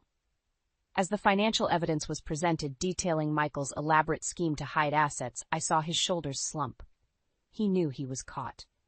Just when I thought it was all over, Martha suddenly stood up, her voice shrill and desperate. "This is all a lie. Lily's the abusive one. She manipulated Michael, turned him against me. She's trying to steal everything we have." The judge called for order, but Martha was beyond reason. She pointed at me, her face contorted with rage. "You ungrateful whore, after everything we've done for you." In that moment, something inside me snapped. All the fear, all the self-doubt, all the years of swallowing my anger, it all came rushing out. I stood, my voice ringing clear and strong. "No, Martha, you've done nothing for me except try to break me down. You and Michael both. But I'm not broken. I'm stronger than I've ever been." The courtroom fell silent. I could feel all eyes on me, but for once, I didn't shrink from the attention. "I'm not here to steal anything," I continued. "I'm here to reclaim my life, my dignity, and the future you tried to take from me. And no matter what happens today, I've already won, because I'm free of you both." Martha sputtered incoherently, but Michael just stared at me, a mix of shock and something that looked almost like admiration on his face. The judge called for a recess, and as the courtroom emptied, I felt a strange sense of calm wash over me. Whatever the outcome, I knew I'd done the right thing. As we waited to be called back in, Sarah turned to me, her eyes shining with pride. "That was incredible, Lily. You've come so far." I nodded, surprising myself with a small smile. "I have, haven't I?" Just then, a court officer approached us. "The judge would like to see both parties in chambers," he said. My heart raced as we followed him. This was it, the moment of truth. As we entered the judge's chambers, I took a deep breath, steeling myself for whatever came next. Win or lose, I was ready to face my future on my own terms. The judge's chambers felt suffocating as we all gathered around her desk. Michael and Martha stood on one side, their lawyer whispering urgently to them. Sarah and I stood on the other, my heart pounding so loudly I was sure everyone could hear it. Judge Hawkins looked at each of us in turn, her expression unreadable. "I've heard enough," she said finally. "And frankly, I'm appalled by what I've seen and heard today." She turned to Michael and Martha. "Your behavior has been reprehensible. The emotional abuse, the financial deception, it's all grounds for a fault divorce." Michael's face fell, while Martha looked like she might explode. But the judge wasn't finished. "Mr. Thompson, your attempts to hide assets are particularly troubling. I'm inclined to award Mrs. Thompson not just half of the marital assets, but punitive damages as well." I felt a surge of vindication, but it was tempered by a strange sadness. This was really the end of my marriage, of the life I'd known for so long. The judge turned to me. "Mrs. Thompson, I commend your bravery in coming forward. It's clear you've been through a terrible ordeal. Thank you, Your Honor, I managed to say. However, she continued, I'm concerned about the recordings. While they've proven invaluable as evidence, they were obtained without consent. In light of the circumstances, I'm choosing not to pursue any legal action regarding them, but I want to be clear that this is not something I condone. I nodded, understanding the fine line I'd walked. Now, the judge said, I have a proposal for you all. We can continue this trial, air all your dirty laundry in public, and I'll make my ruling. Or you can agree to mediation right now and settle this privately. There was a moment of tense silence. Then, to my surprise, Michael spoke up. I'll agree to mediation, he said quietly. When Martha started to protest, he silenced her with a look. It's over, Mom. We've lost. The next few hours were a blur of negotiations. In the end, we reached an agreement that left me with more than half of our assets, including the house. Michael would pay alimony, and Martha would have no contact with me. As we left the courthouse, I felt a strange mix of emotions: relief, sadness, and an overwhelming sense of freedom. Ruth was waiting outside, her face anxious. When she saw me, she rushed over and enveloped me in a hug. Oh, Lily, she said, her voice thick with emotion, I'm so proud of you. As we pulled apart, I saw Michael and Martha exiting the building. Martha stormed off without a word, but Michael hesitated, then approached us. Lily, he said, his voice low, I'm sorry for everything. I looked at him, this man I'd loved for so long, and felt a complex mix of anger, pity, and something like forgiveness. I hope you find peace, Michael, I said finally, and I hope you learn from this. He nodded, then walked away. I watched him go, feeling the last threads of our life together finally snap. Ruth squeezed my hand. What now, dear? I took a deep breath, feeling the weight of the past few months finally lifting. Now, I start living for myself. In the weeks that followed, I threw myself into rebuilding my life. I redecorated the house, erasing all traces of Martha's presence. I reconnected with old friends and made new ones. I even started taking art classes, something I'd always wanted to do, but never had the courage to try. Ruth and I grew closer. Our bond strengthened by the trials we'd faced together. She became the mother figure I'd always longed for, supportive and loving without being overbearing. One evening, as we sat on my porch watching the sunset, Ruth turned to me with a smile. You know, Lily, I always knew you had this strength in you. I'm just glad you finally see it too. I smiled back, feeling a sense of peace I hadn't known in years. Me too, Ruth. Me too. As the sky turned from gold to purple, I reflected on my journey. I'd lost a husband and a life I thought I wanted, but I'd gained something far more valuable, myself. At 58, I was starting a new chapter, one filled with possibilities I'd never dared to imagine before. And for the first time in a long time, I was excited for what the future might hold.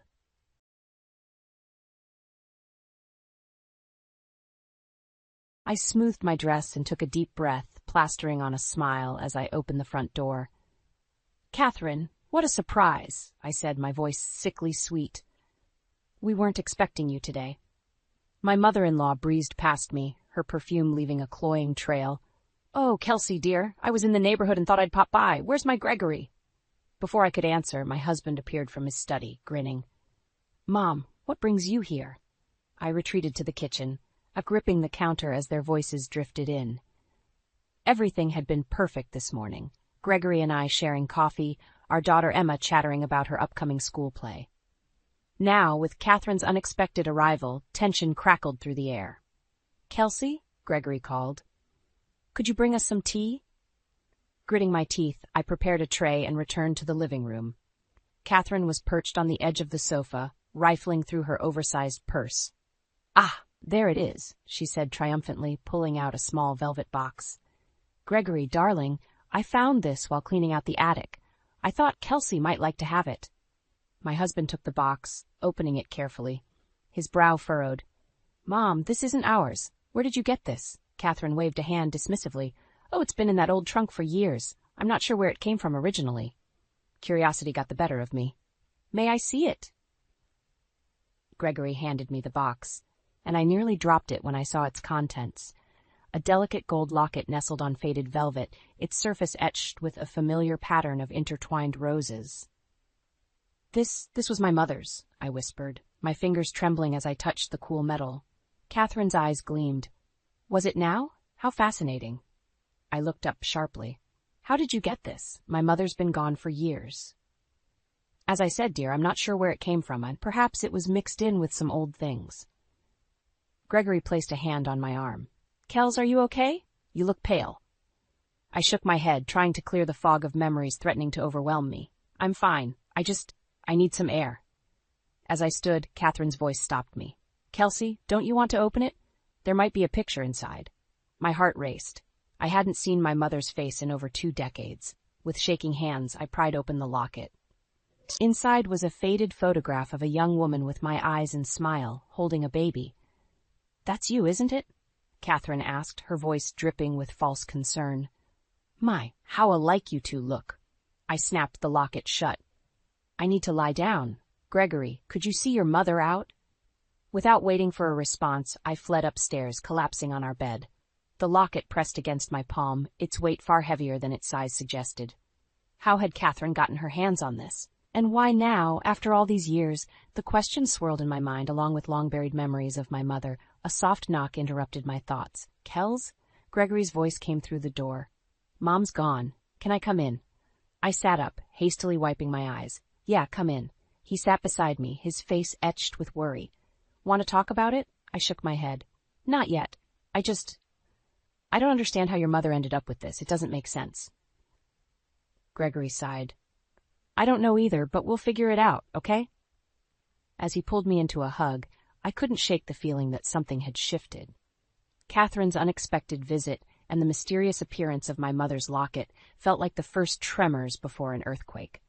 Little did I know, it was just the beginning of a storm that would shake the very foundations of our family. The locket lay heavy in my hand as I stared at the phone, debating whether to call my aunt. If anyone knew about my mother's past, it would be her sister. But before I could decide, the doorbell rang. I groaned, already knowing who it was. Sure enough, Catherine's voice floated up from downstairs, followed by Gregory's warm welcome. This was the 3rd time this week she'd dropped by. Steeling myself, I headed down. Catherine beamed at me, her eyes glinting. Kelsey, dear, I brought some old photo albums I thought you might like to see. My stomach churned. That's thoughtful of you, Catherine. Gregory shot me a pleading look. Mom's been going through boxes in the attic. Lots of memories, right, Mom? I bit back a retort. Of course she had. How nice, I managed. Catherine settled on the couch, patting the spot beside her. Come, Kelsey, let's take a trip down memory lane. Reluctantly, I sat. Catherine flipped open an album, pointing to a faded photograph. Look, it's me at your age. Don't you see the resemblance to your mother? I stiffened. I wouldn't know. I haven't seen her in years. Oh, that's right, Catherine cooed. Her sympathy as fake as her eyelashes. Such a shame, but perhaps these photos will help fill in some blanks. As she flipped through the album, my unease grew. How did she have so many pictures from my mother's youth? And why was she so eager to share them now? Catherine, I said, my voice tight, how quickly did you come by these? She waved a hand dismissively. Oh, you know how it is. Things get mixed up over the years. Gregory cleared his throat. Mom, maybe we should. Oh, Catherine exclaimed, cutting him off. I almost forgot. I brought something else for you, Kelsey. She reached into her oversized purse and pulled out a small, ornate box. My breath caught. It was identical to the one that had held my mother's locket. Where did you get that? I demanded. Catherine's smile never wavered. It was with the other things. I thought you might like to have it. I snatched the box, my hands shaking as I opened it. Inside lay a delicate silver bracelet, one I remembered my mother wearing when I was a child. This was hers, I whispered. Was it? Catherine's eyes widened in mock surprise. How extraordinary. I turned to Gregory, my voice rising. Did you know about this? He held up his hands. Kels, I swear I had no idea. Catherine patted my knee. Now, dear, no need to get upset. I'm sure there's a perfectly reasonable explanation.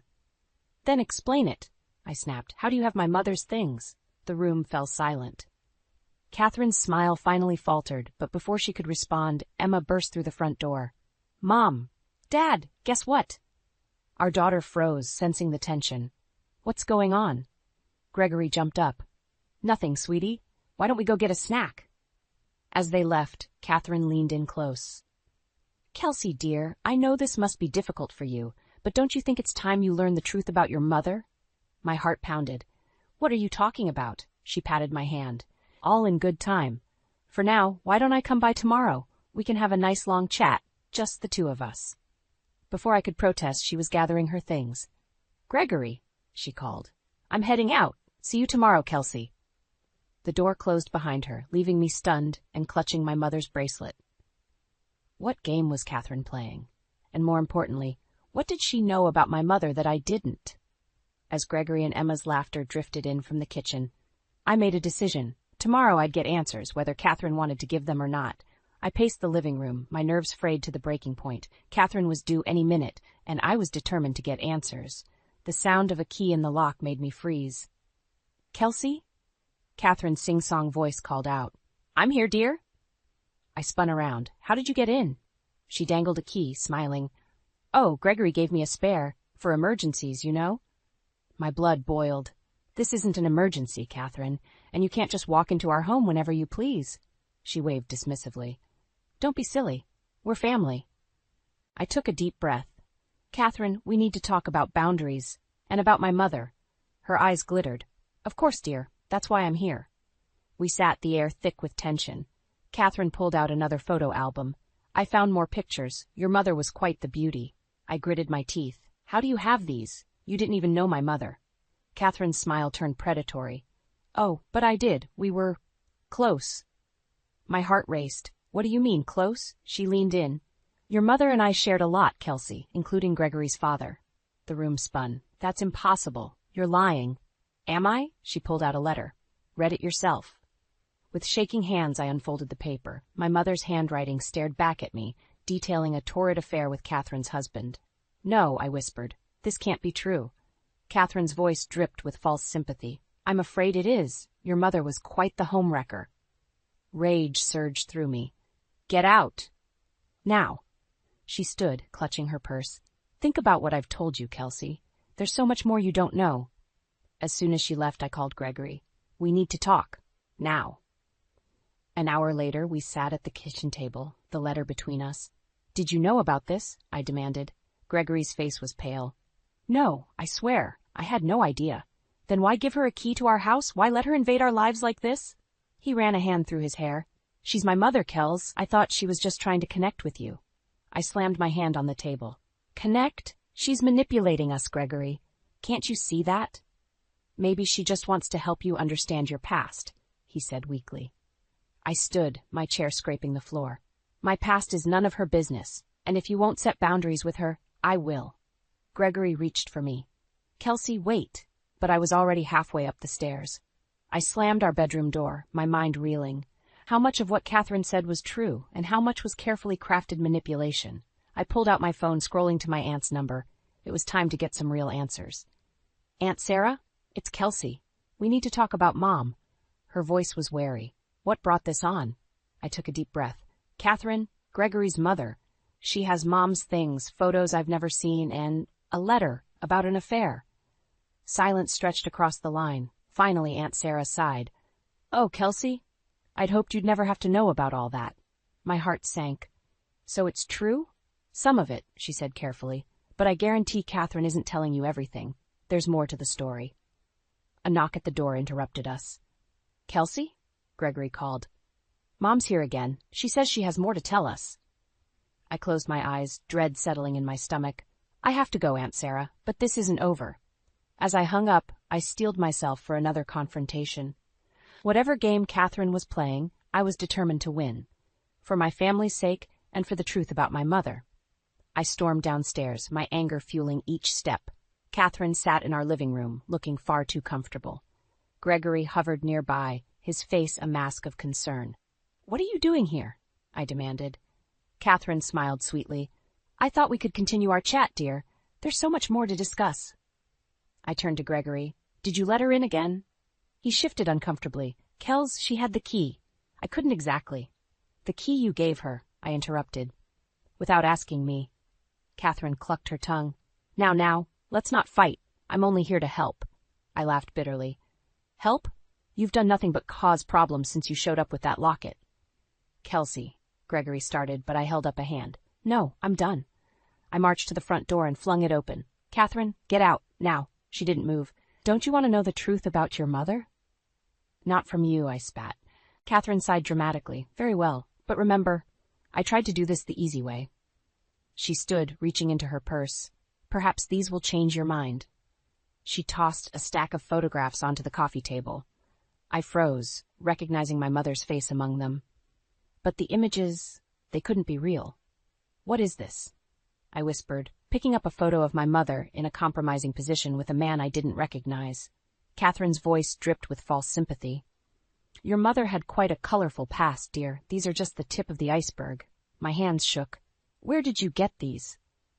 Oh, I have my sources, she said airily. The question is, what will you do with this information? I looked at Gregory, who seemed as shocked as I felt. Did you know about this? He shook his head vehemently. Kells, I swear I had no idea. Suddenly, it all became too much. The invasion of privacy, the manipulation, the secrets. I couldn't take it anymore. That's it, I said, my voice deadly calm. I'm calling the police. Catherine's eyes widened. Now, Kelsey, let's not be hasty. But I was already dialing. Gregory tried to intervene, but I pushed past him. Hello?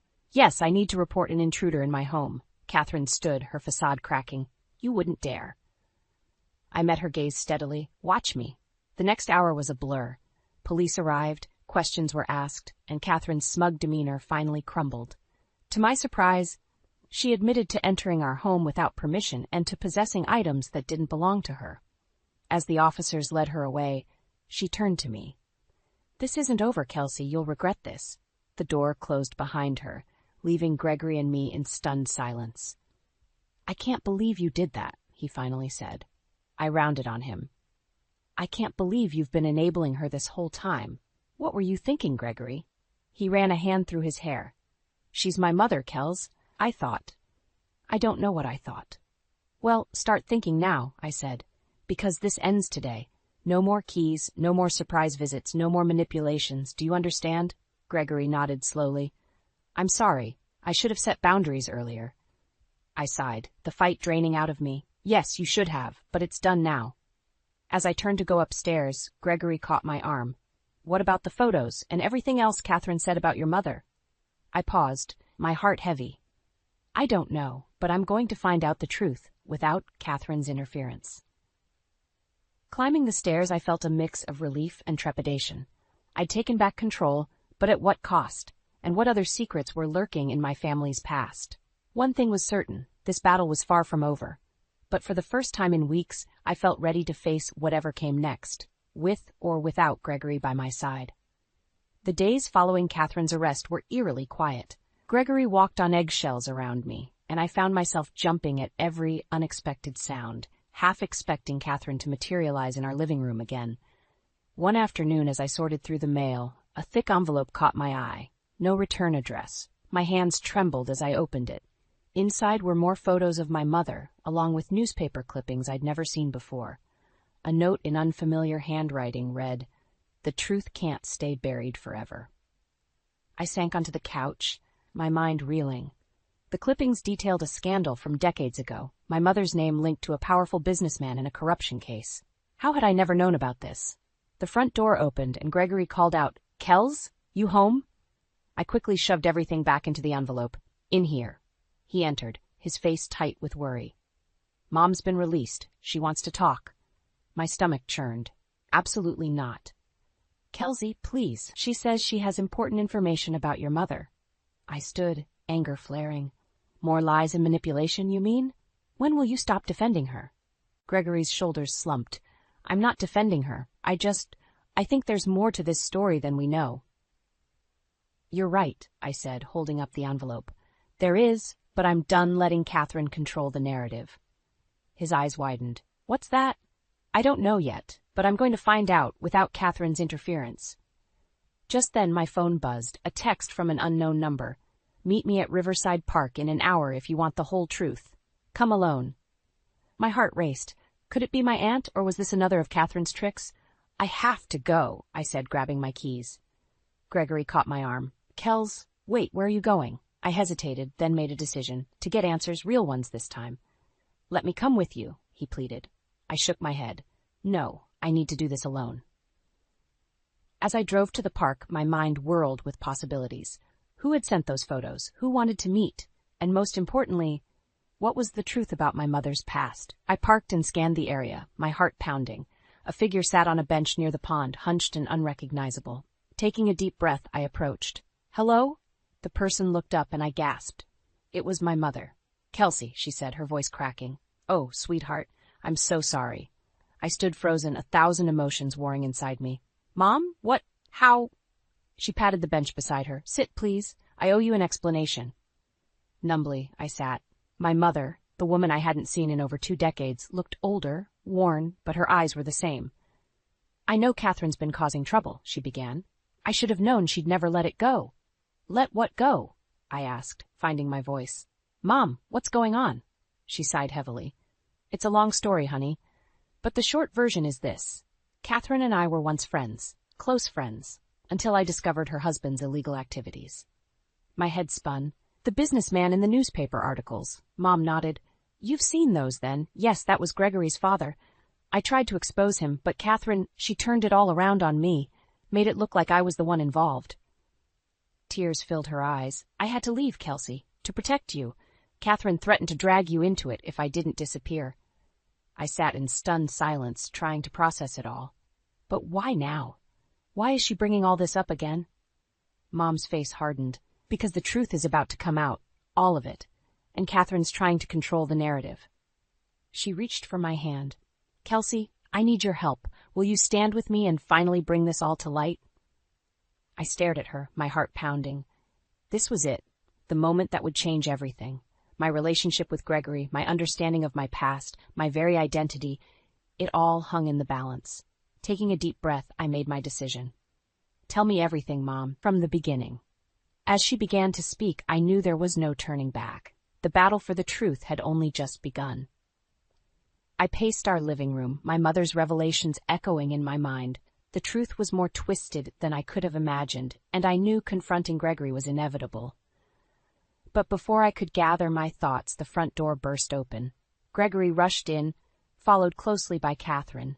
Their faces were flushed with excitement, a stark contrast to the dread pooling in my stomach.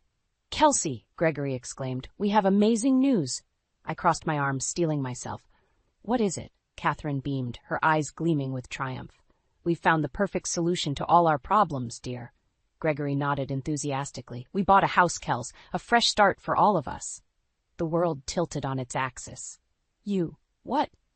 "It's beautiful," Catherine gushed. "Plenty of room for the whole family. We can all live together just like we should." I struggled to breathe. How did you pay for this?" Gregory's smile faltered slightly. "Well, we used our savings, and I borrowed from your account, just temporarily, of course." The room spun. "My account? Gregory, how could you?" Catherine waved dismissively. Now, Kelsey, don't be dramatic. It's for the best." Rage boiled inside me. "The best? You've been manipulating us from the start, and now this."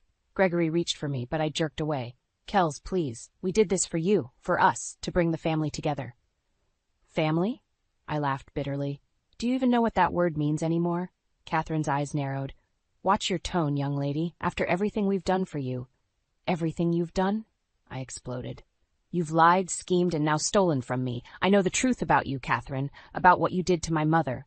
The color drained from her face. "What are you talking about?" I turned to Gregory. Did you know about your father's crimes? About how your mother framed mine to cover it up?" He stumbled back, shock etched across his features. "Kels, what?" "Don't play dumb," I snapped. "I met with my mother. I know everything." Catherine's mask of benevolence cracked. "You ungrateful little—" "Enough!"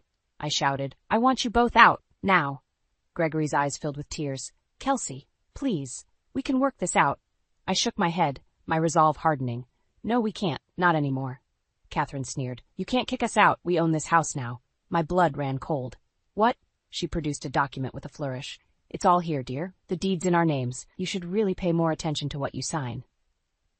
I snatched the paper, scanning it in disbelief. There it was in black and white, my signature, transferring ownership of our home. This is forged," I whispered. Catherine smirked. "Prove it." The room closed in around me. Everything I'd worked for, everything I'd built, gone in an instant. Gregory reached for me again. Kels, I'm sorry. I recoiled from his touch.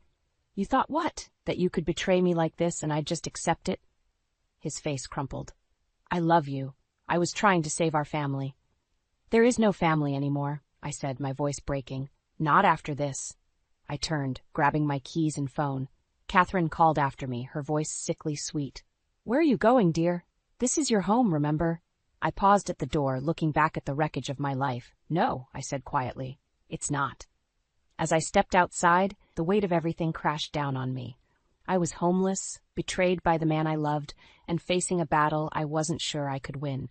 But as I drove away, one thought crystallized in my mind. This wasn't over. Not by a long shot.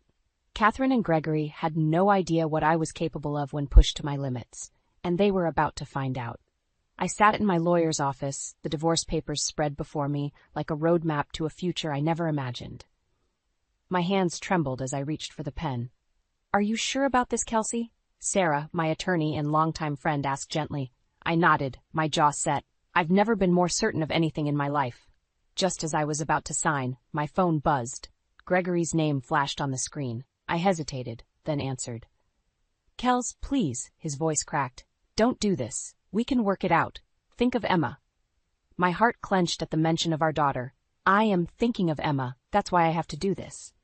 Give me one more chance, he pleaded. Meet me at the new house. Let me explain everything. I closed my eyes, torn between anger and the lingering echoes of love. Fine, 1 hour. Sarah touched my arm as I stood. Be careful, Kelsey. Remember what's at stake. I drove to the address Gregory had texted, my emotions a storm of rage and heartache. The house loomed before me, a monument to betrayal. Gregory met me at the door, his face haggard. Thank you for coming. I brushed past him, entering a living room that screamed of Catherine's taste. Make it quick. He paced, running his hands through his hair. I know I messed up, but I did it for us, for our family. Family? I spat. You let your mother manipulate and steal from us. You betrayed everything we built together. I was trying to keep us together, he shouted, then deflated. Mom said, she said if we didn't do this you'd leave, that you were planning to take Emma and run. I stared at him, incredulous. And you believed her? I didn't know what to believe anymore, he whispered. Everything was falling apart. A noise from upstairs made me freeze. Who else is here? Gregory's eyes widened. No one, I swear. But footsteps on the stairs betrayed his lie. Catherine appeared, Emma clinging to her hand. Mommy, Emma cried, running to me. I scooped her up, fury blazing through me. What is this? Catherine smiled. Saccharine sweet. We thought Emma should see her new home. Isn't it lovely, dear? You had no right, I hissed, clutching Emma tighter. Oh, but we do, Catherine purred, producing a document. You see, we filed for emergency custody. Given your unstable behavior lately, the world tilted beneath my feet. You what? Gregory stepped forward, his face pale. Mom, we agreed we wouldn't. Hush, darling, Catherine cut him off. It's for the best. I set Emma down, my voice low and dangerous. Emma, sweetheart, go play in the other room for a minute. Once she was gone, I rounded on them. You think you can take my daughter? After everything you've done? Catherine's mask slipped, revealing the venom beneath. We can and we will. You're outnumbered, Kelsey. It's time to accept defeat. Something snapped inside me. Years of manipulation, lies, and betrayal crystallized into a single burning point of rage. No, I said, my voice steady. I won't let you destroy my life or my daughter's. This ends now. I pulled out my phone, my finger hovering over a number. I have proof, Catherine, of everything. Your husband's crimes, your cover-up, the forged documents. One call, and it all comes crashing down. The color drained from her face.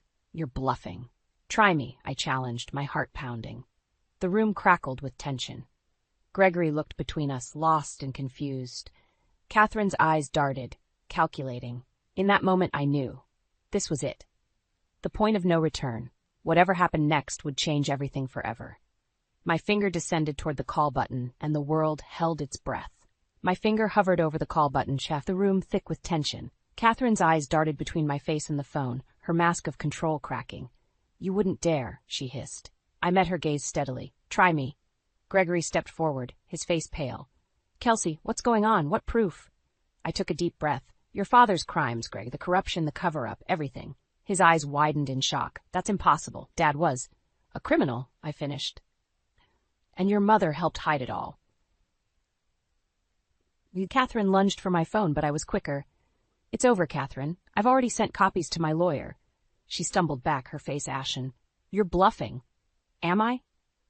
I pulled up a series of emails on my phone screen. These are from my mother, detailing everything she uncovered before you forced her into hiding. Gregory sank onto the couch, his head in his hands. All this time, you knew? I softened slightly. I only found out recently, when I met with my mother.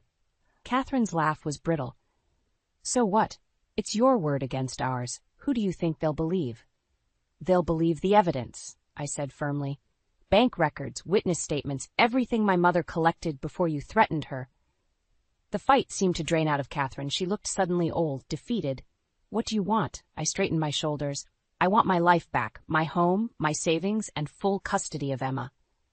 You can't, Catherine began, but Gregory cut her off. Enough, Mom, he said quietly. It's over. He turned to me, his eyes filled with regret. Kels, I'm so sorry, I had no idea. I nodded, my heart aching despite everything. I know. Catherine slumped in a chair, her carefully constructed world crumbling around her. What happens now? Now, I said, you both sign these papers. I pulled out the documents I'd brought from my lawyer's office. Returning full ownership of our house to me, relinquishing any claim to my savings, and agreeing to my terms for custody. Gregory signed without hesitation. Catherine's hand shook as she scrawled her name. As I gathered the papers, a small voice came from the doorway. Mommy, can we go home now? Emma stood there, her eyes wide and confused. I scooped her up, holding her close. Yes, baby, we're going home. I turned to Gregory and Catherine one last time. I won't press charges for Emma's sake, but if you ever try to come between me and my daughter again, I won't hesitate. Gregory nodded, tears in his eyes. I understand. I'm sorry, Kels, for everything. As I walked out of that house, Emma in my arms, I felt a weight lift from my shoulders. The road ahead wouldn't be easy, but for the first time in months, I could breathe freely. Weeks later, I sat on our porch, my porch, watching Emma play in the yard. My phone buzzed with a text from my mother. Proud of you, sweetheart? Dinner next week? I smiled, typing back a quick yes. We were rebuilding our relationship, slowly but surely. The sound of a car pulling up made me tense, but it was just Sarah, my lawyer and friend. She joined me on the porch, grinning. Got the final paperwork today, she said. It's all official, the house, the savings, everything. I let out a breath I didn't know I'd been holding. It's really over. Sarah squeezed my hand. You did it, Kels. You stood up for yourself and won. As the sun set, casting a warm glow over the yard, I felt a sense of peace settle over me. The past months had been a battle, but I'd emerged stronger, wiser, and more resilient than ever. I thought of all the women like me, fighting their own battles against manipulation and deceit. I hope my story might give them courage, show them that it's never too late to reclaim your life and your dignity. Emma's laughter floated across the yard, and I smiled. We had a bright future ahead of us, free from shadows and secrets, and I was ready to embrace every moment of it.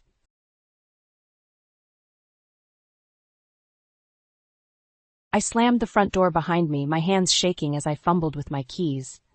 The house was quiet, but the silence felt oppressive, heavy with unspoken truths. Jake's car wasn't in the driveway, and I knew exactly where he'd be. Not at work, like he'd told me this morning, but probably drowning his sorrows at O'Malley's again. Damn it, Jake, I muttered, tossing my purse onto the kitchen counter. The answering machine blinked accusingly, and I hit play with more force than necessary. Mrs. Lawson, this is Sandra from Midwest Insurance. I'm calling to follow up on the claim your husband filed last week regarding his termination. My stomach dropped. Termination? Jake had sworn up and down he'd quit his job at the bank 2 weeks ago, citing creative differences with his boss. I'd been skeptical. It was the third job he'd left in as many years, but I'd wanted to believe him. The machine beeped again. Emma, honey, it's your mother-in-law. I hope you're not working too late again. Jake could really use your support right now. Call me back, dear. I deleted Martha's message with a vicious jab. Of course she'd take his side. In her eyes, Jake could do no wrong, and any of his shortcomings were clearly my fault. The front door creaked open, and I steeled myself. Jake stumbled in, reeking of whiskey and failure. "Hey, babe," he slurred, attempting a lopsided grin. "You're home early." "Cut the crap, Jake," I snapped. "I know you were fired. Why did you lie to me?" His face fell, guilt flashing in his bloodshot eyes. I didn't want to disappoint you again? So you thought lying was the better option?" I ran a hand through my hair, frustration building. How are we supposed to trust each other if you can't even be honest about something like this? Jake slumped onto the couch, head in his hands. "I'm sorry, Em. I really messed up this time." "This time?" I echoed, my voice rising. "Jake, this is becoming a pattern. We can't keep living like this. What happened?" He mumbled something about a missed deadline and an angry client. The same old story, different day. I paced the living room, my mind racing. "We need to make some changes," I said firmly. "I can't keep being the only reliable income in this household, and you need to." The phone rang, cutting me off. Jake lunged for it, relief evident on his face at the interruption. "Hello? Oh, hi, Mom," he said, shooting me a pleading look. I rolled my eyes and headed for the kitchen, needing some space. As I filled a glass of water, Jake's voice drifted in from the other room. "Yeah, Emma's here. She, found out about the job. No, I haven't told her that part yet." I froze, my grip tightening on the glass. What else was he hiding? "Mom, I don't think that's a good idea," Jake was saying, his voice low and urgent. "Emma won't—" "No, I know you're trying to help, but—" I stormed back into the living room. "Won't what, Jake? What brilliant plan has your mother cooked up now?" Jake's eyes widened in panic. "Nothing. It's nothing. Mom, I gotta go." He hung up quickly, avoiding my gaze. "Jake," I said, my tone dangerous. "What aren't you telling me?" He fidgeted with the phone cord, looking everywhere but at me. "It's just, Mom thought it might be good if she came to stay with us for a while, to help out, you know?" The glass slipped from my hand, shattering on the hardwood floor. Water and shards of glass spread at my feet, a perfect metaphor for the mess our life had become. "Your mother," I said slowly, "wants to move in with us?" Jake nodded miserably. "Just temporarily, until I can get back on my feet."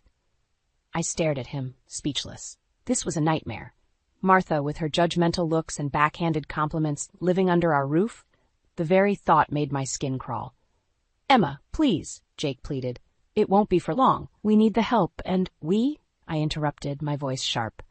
"There is no we in this decision, Jake. You and your mother don't get to decide how we handle your mistakes." I turned on my heel, carefully stepping over the broken glass. "Clean this up," I said over my shoulder. "I need some air."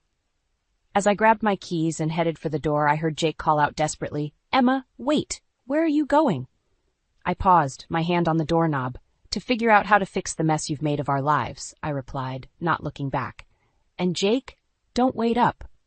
I stormed into my office the next morning, my head pounding from a restless night. The last thing I needed was to deal with Martha's judgmental attitude on top of Jake's lies. But there she was, her number flashing on my phone as it rang incessantly. "Emma speaking," I answered curtly, bracing myself. "Emma, dear," Martha's saccharine voice oozed through the line. "I hope I'm not interrupting your very important work." I gritted my teeth. "What can I do for you, Martha?" "I'm worried about Jake," she sighed dramatically. "He's been so down lately, I can't help but wonder if your career focus might be affecting him." My grip tightened on the receiver. "Excuse me?" "Well, you know how men are," Martha continued, oblivious to the anger building in my chest. "They need support, attention. Jake's always been sensitive. Perhaps if you were home more." "Martha," I cut her off, my voice dangerously low. "Jake is a grown man. His job troubles are his own responsibility." "But as his wife," I interrupted, "I've been supporting us financially for years while Jake hops from job to job. Don't you dare imply this is my fault." Martha gasped, affronted. "I'm only trying to help Emma. Someone needs to be there for Jake, and if you're too busy climbing the corporate ladder—" "Stop right there," I snapped. "My career isn't the problem. Jake's inability to hold down a job is. And frankly, Martha, your coddling isn't doing him any favors." "Well, I never," Martha huffed. "If that's how you feel, maybe it's best if I come stay with you both for a while. Jake clearly needs a supportive presence at home." My blood ran cold. "That won't be necessary," I said firmly. "Jake and I can handle our own affairs." "We'll see about that," Martha replied ominously before hanging up. I slammed the phone down, fuming. The nerve of that woman. As if I hadn't bent over backwards trying to help Jake. My phone buzzed with a text from him. "Mom's worried about us. Maybe we should let her visit?" I ignored it, focusing on my work.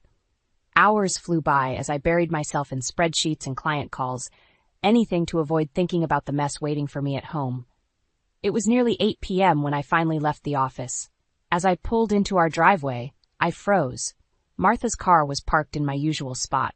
I found them in the kitchen, Jake nervously stirring a pot while Martha fussed over place settings. "What's going on?" I demanded, dropping my briefcase with a thud. Martha turned, all smiles. "Emma, darling, we were wondering when you'd grace us with your presence. I hope you don't mind. I took the liberty of preparing dinner." "You took liberties, all right," I muttered, glaring at Jake. He avoided my gaze, suddenly very interested in his cooking. "Jake mentioned you two were having some difficulties." Martha continued, her tone dripping with false concern. "I thought a nice family dinner might help smooth things over." I laughed bitterly. "Family dinner? Is that what this is?" Jake finally looked up. Please. Mom's just trying to help." "Help?" I exploded. "By ambushing me in my own home? By blaming me for your problems?" Martha gasped. "I would never." "Save it," I snapped. "I heard enough this morning. You made it perfectly clear what you think of me and my career." Jake stepped between us. "Emma, that's not fair. Mom's here because she cares." "Oh, she cares all right," I retorted. "She cares about controlling our lives, about making me the villain in her perfect little narrative." "Now, Emma," Martha began, her voice sickly sweet, "I know you're under a lot of stress, but there's no need for dramatics. Why don't we all sit down and—" "No," I said firmly. "I'm not doing this. Not tonight." I turned to Jake. "You invited her here without even asking me, didn't you?" His guilty expression said it all. I grabbed my keys, my hands shaking with rage. "Emma, wait," Jake called as I headed for the door. "Where are you going?" I paused, my hand on the doorknob. "Somewhere I'm actually wanted," I replied coldly. "Enjoy your family dinner." As I slammed the door behind me, I heard Martha's voice drift out. "Well, I never. Jake, darling, you really need to do something about that wife of yours." I got in my car and drove, tears blurring my vision. How had my life come to this? And more importantly, how was I going to fix it? I pulled into the driveway after a long day at work, my stomach knotting as I saw Martha's car still parked where it had been for the past week. Taking a deep breath, I steeled myself and walked inside. The living room looked like a tornado had hit it. Martha's belongings were strewn everywhere, suitcases overflowing with clothes, boxes piled high with knickknacks, and framed photos of her and Jake littering every surface. "What the hell is going on?" I demanded, my voice echoing through the house. Jake emerged from the kitchen, looking sheepish. "Emma, honey, I can explain." "Jake invited me to stay for a while," Martha interrupted, sweeping into the room with a triumphant smile. "Isn't it wonderful? Now I can help out around the house and give you more time to focus on your career." I felt the blood drain from my face. "Stay? For how long?" Jake shuffled his feet, avoiding my gaze. "Well, you see, Mom's having some financial troubles of her own. I thought maybe she could live with us until she gets back on her feet." "Live with us?" I repeated, my voice rising. "Jake, we can barely afford to keep ourselves afloat. How are we supposed to support your mother, too?" Martha clucked her tongue. "Now, Emma, there's no need to be so dramatic. I'm sure with a little belt-tightening we can make it work. After all, family comes first." I whirled on her. "This isn't your decision to make, Martha. This is our home, mine and Jake's." "Of course it is, dear," Martha said patronizingly. "But Jake agrees it's for the best. Don't you, sweetheart?" Jake nodded weakly, and I felt something inside me snap. "How dare you?" I hissed, advancing on him. "How dare you make this decision without even talking to me? This is my house too, Jake. My life." Please," Jake pleaded. "Mom needs our help. We can't just turn our backs on her." "Like you turned your back on your job responsibilities," I shot back. "Or how about how you've turned your back on our marriage by lying to me?" Martha gasped. "Emma, that's no way to speak to your husband." I rounded on her. "And you waltz in here, criticizing my choices, blaming me for Jake's shortcomings, and now you expect me to support you?" "I'm only trying to help," Martha sniffed. "Someone needs to keep this family together." "We were doing just fine before you showed up," I snapped. Jake stepped between us. "Emma, that's enough. Mom's staying, and that's final." I stared at him, disbelief and betrayal coursing through me.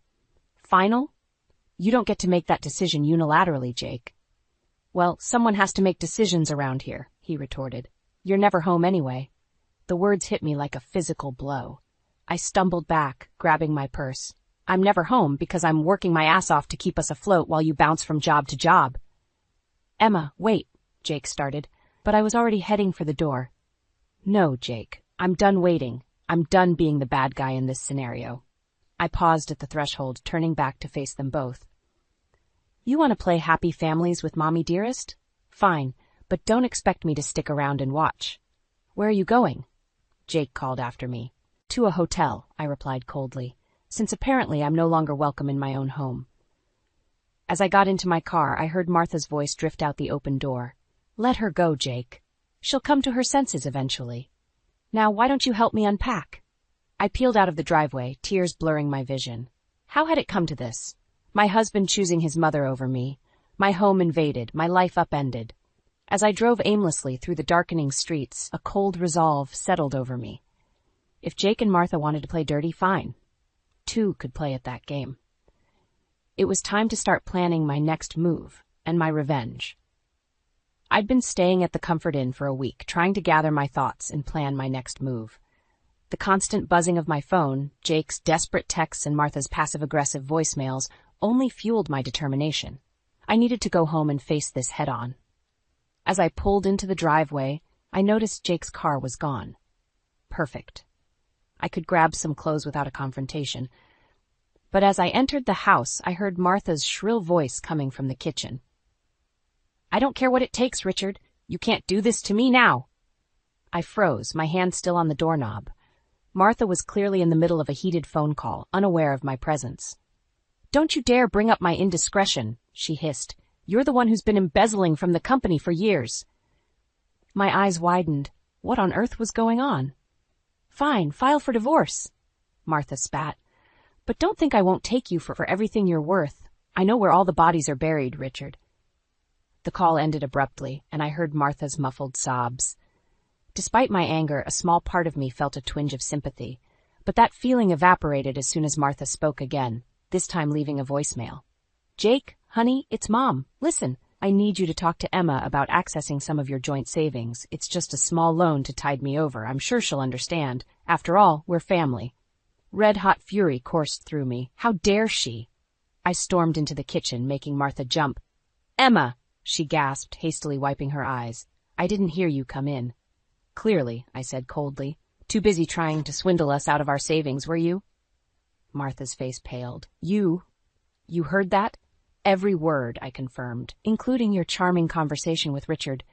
Infidelity and embezzlement, Martha. My. What would the neighbors say? You don't understand, Martha pleaded, her earlier bravado crumbling. Richard's trying to ruin me. I need help. I laughed bitterly. And your solution is to ruin us instead? To bleed us dry while you've been sitting pretty on stolen money for years? It wasn't like that, Martha protested. Richard handled all the finances. I didn't know. Save it, I snapped. I don't want to hear your excuses. What I want is for you to pack your bags and get out of my house. Martha's eyes narrowed. You can't throw me out. Jake invited me to stay. Watch me, I growled, advancing on her. You've manipulated and lied to us from the moment you got here. You blamed me for Jake's problems, invaded our home, and now you're trying to steal from us. I am Jake's mother, Martha shrieked. He'll never choose you over me. The front door slammed, and Jake's voice called out, Mom? Emma? What's going on? Martha's face transformed instantly, tears welling up in her eyes as Jake entered the kitchen. Oh, Jake, she wailed. Emma's being so cruel. She wants to throw me out on the street. Jake looked between us, confusion evident on his face. Emma, what? Don't you dare fall for her act, I warned him. Your mother's been lying to us both. She's getting divorced because she cheated on Richard, just who's been embezzling money for years, and now she wants to borrow from our savings to cover her ass. Jake's jaw dropped. Mom, is this true? Martha's sobs intensified. Jake, please, you don't understand. I had no choice. I turned to Jake, my voice steel. It's time to make a decision, Jake. Either she goes or I do, for good this time. The tension in the room was palpable as Jake looked between his sobbing mother and me, his wife, standing firm and unyielding. I could see the conflict in his eyes, years of maternal manipulation warring with the truth laid bare before him. "Jake," I said softly, but with conviction, "this is it. This is the moment that decides our future. Choose wisely." As Jake opened his mouth to speak, I held my breath, knowing that whatever came next would change all of our lives forever. Jake's eyes darted between Martha and me, his face a mask of confusion and pain. I need some time to think," he stammered, backing out of the kitchen. "Jake, please!" Martha wailed, reaching for him. But he was already gone, the front door slamming behind him. I stood there, trembling with rage and hurt. "I hope you're happy, Martha," I spat. "You've torn this family apart." Martha's tear-streaked face hardened. "You did that all on your own, Emma, if you'd been a proper wife." "Don't you dare," I hissed, cutting her off. "I'm going to pack some things. When I come back down, I expect you to be gone." I stormed upstairs, my mind reeling. As I threw clothes into a suitcase, I heard Martha's muffled voice. She was on the phone again. Quietly, I crept to the top of the stairs to listen. "Richard, please," she was saying, her voice desperate. "I need more time. No, don't call the lawyers yet. I have a plan." My blood ran cold. What was she up to now? "Jake and Emma have savings," Martha continued. "If I can just get access." "No, they don't suspect anything. Emma's too caught up in her career to notice." I gripped the banister, my knuckles turning white. She was planning to steal from us.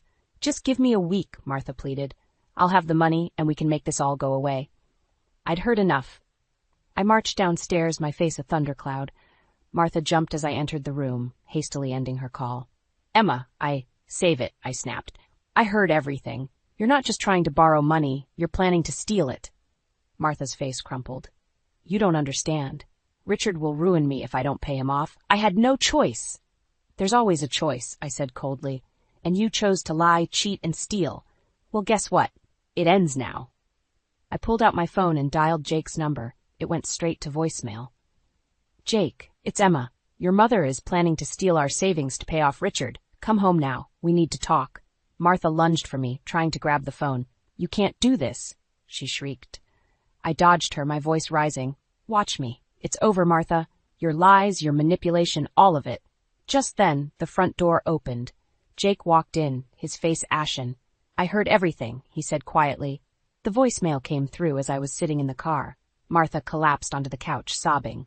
"Jake, sweetheart, please, you don't understand." "I understand perfectly," Jake interrupted, his voice hard. "You've been lying to us, Mom.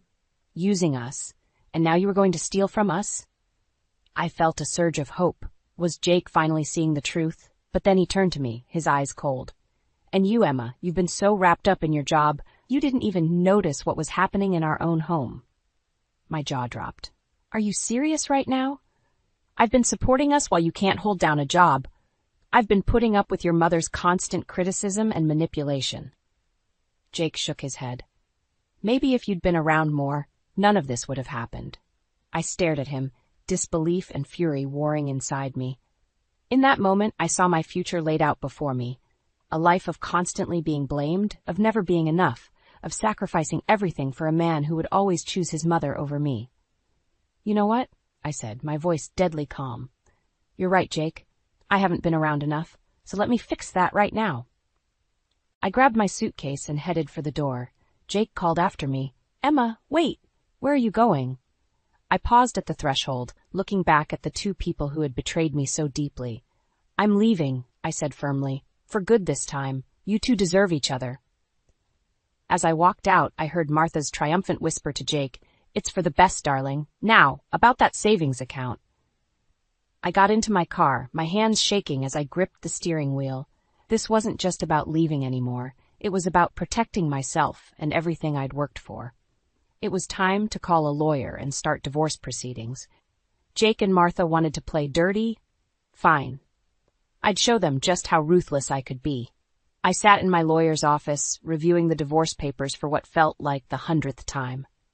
2 weeks had passed since I'd walked out on Jake and Martha, and I was determined to protect myself and my assets. "Everything looks in order, Emma," my lawyer Sarah said. "We've frozen the joint accounts, and Jake won't be able to touch your personal savings. Are you ready to file?" I took a deep breath, my hand hovering over the papers. This was it. the point of no return. Just as I was about to sign, my phone buzzed. Martha's number flashed on the screen. "Ignore it," Sarah advised, but something made me hesitate. "I should at least hear what she has to say," I muttered, answering the call. "Emma?" Martha's voice was uncharacteristically small. "Please don't hang up. I need to talk to you." "I have nothing to say to you, Martha," I replied coldly. "Please," she begged. "I've made a terrible mistake. I need your help." Against my better judgment, I found myself listening as Martha poured out a story of deceit and desperation. Her voice cracked as she admitted to her affair, to the lies she'd told Jake about me, to her plan to use our money to cover up her husband's embezzlement. "I never meant for it to go this far," she sobbed. "I thought if I could just buy some time, fix things with Richard, but it's all fallen apart. He's filing for divorce, threatening to expose everything. I have nowhere else to turn." I felt a mix of emotions: anger, pity, vindication. "Why are you telling me this now, Martha?" "Because I realize now how wrong I was," she whispered. "About everything, about you. I need your help, Emma. Not just for me, but for Jake, too." My heart clenched at the mention of Jake's name. "What about Jake?" Martha's voice trembled. "He's a mess, Emma. He finally sees the truth, but he doesn't know how to fix things. He misses you terribly." I closed my eyes, fighting back tears. "It's too late for that, Martha. I'm at my lawyer's office right now, about to file for divorce." "No," Martha cried. "Please, Emma, give us a chance to make this right. I'll tell Jake everything, I swear. Just come home. Let's talk face to face." I looked at the divorce papers in front of me, then at Sarah, who was watching me with concern. I need to think about this," I said finally. "Of course," Martha replied, hope creeping into her voice. "Take all the time you need. We'll be here." I ended the call, my mind reeling. Sarah leaned forward, her brow furrowed. "Emma, whatever she said, remember why you're here. Don't let her manipulate you again." I nodded absently, but my resolve was wavering. What if Martha was telling the truth? What if this was my chance to finally get the whole story, to confront both her and Jake with all the facts? "I need to go," I said abruptly, standing up. "I'm sorry, Sarah. I need to see this through." Sarah sighed, but nodded understanding. "Be careful, Emma, and call me if you need anything." As I drove home, was it still home? My emotions warred within me. Part of me was screaming that this was a trap, that Martha and Jake would never change.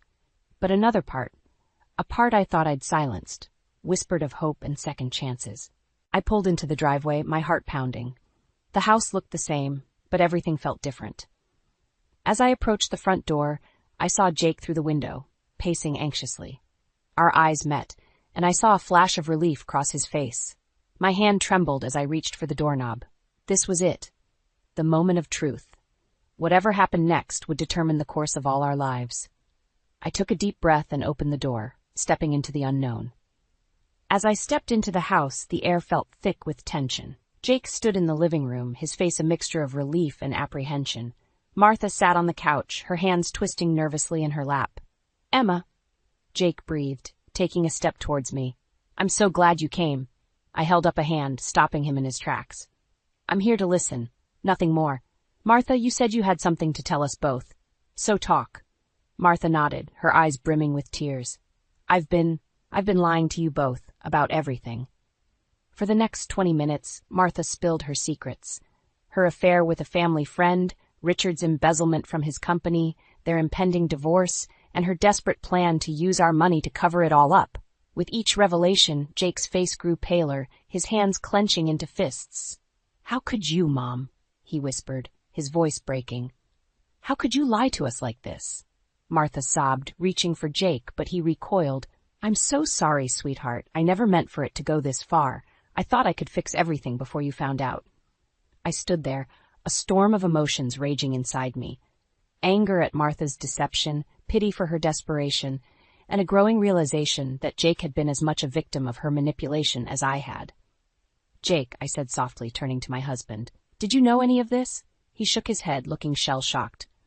"No, God, Emma, I had no idea. I thought Mom just needed our help. I never imagined." "That's why I called you," Martha interjected, her voice pleading. "I realize now how wrong I was. About everything. I need your help, both of you. Please." I laughed bitterly. "Help? After everything you've done? You tried to steal from us, Martha. You nearly destroyed our marriage." "I know," she wailed, "and I'll spend the rest of my life making it up to you both. But right now, I need your help to fix this mess with Richard. If we don't act fast, he'll expose everything, and we'll all go down." Jake turned to me, his eyes desperate. "Emma, what should we do?"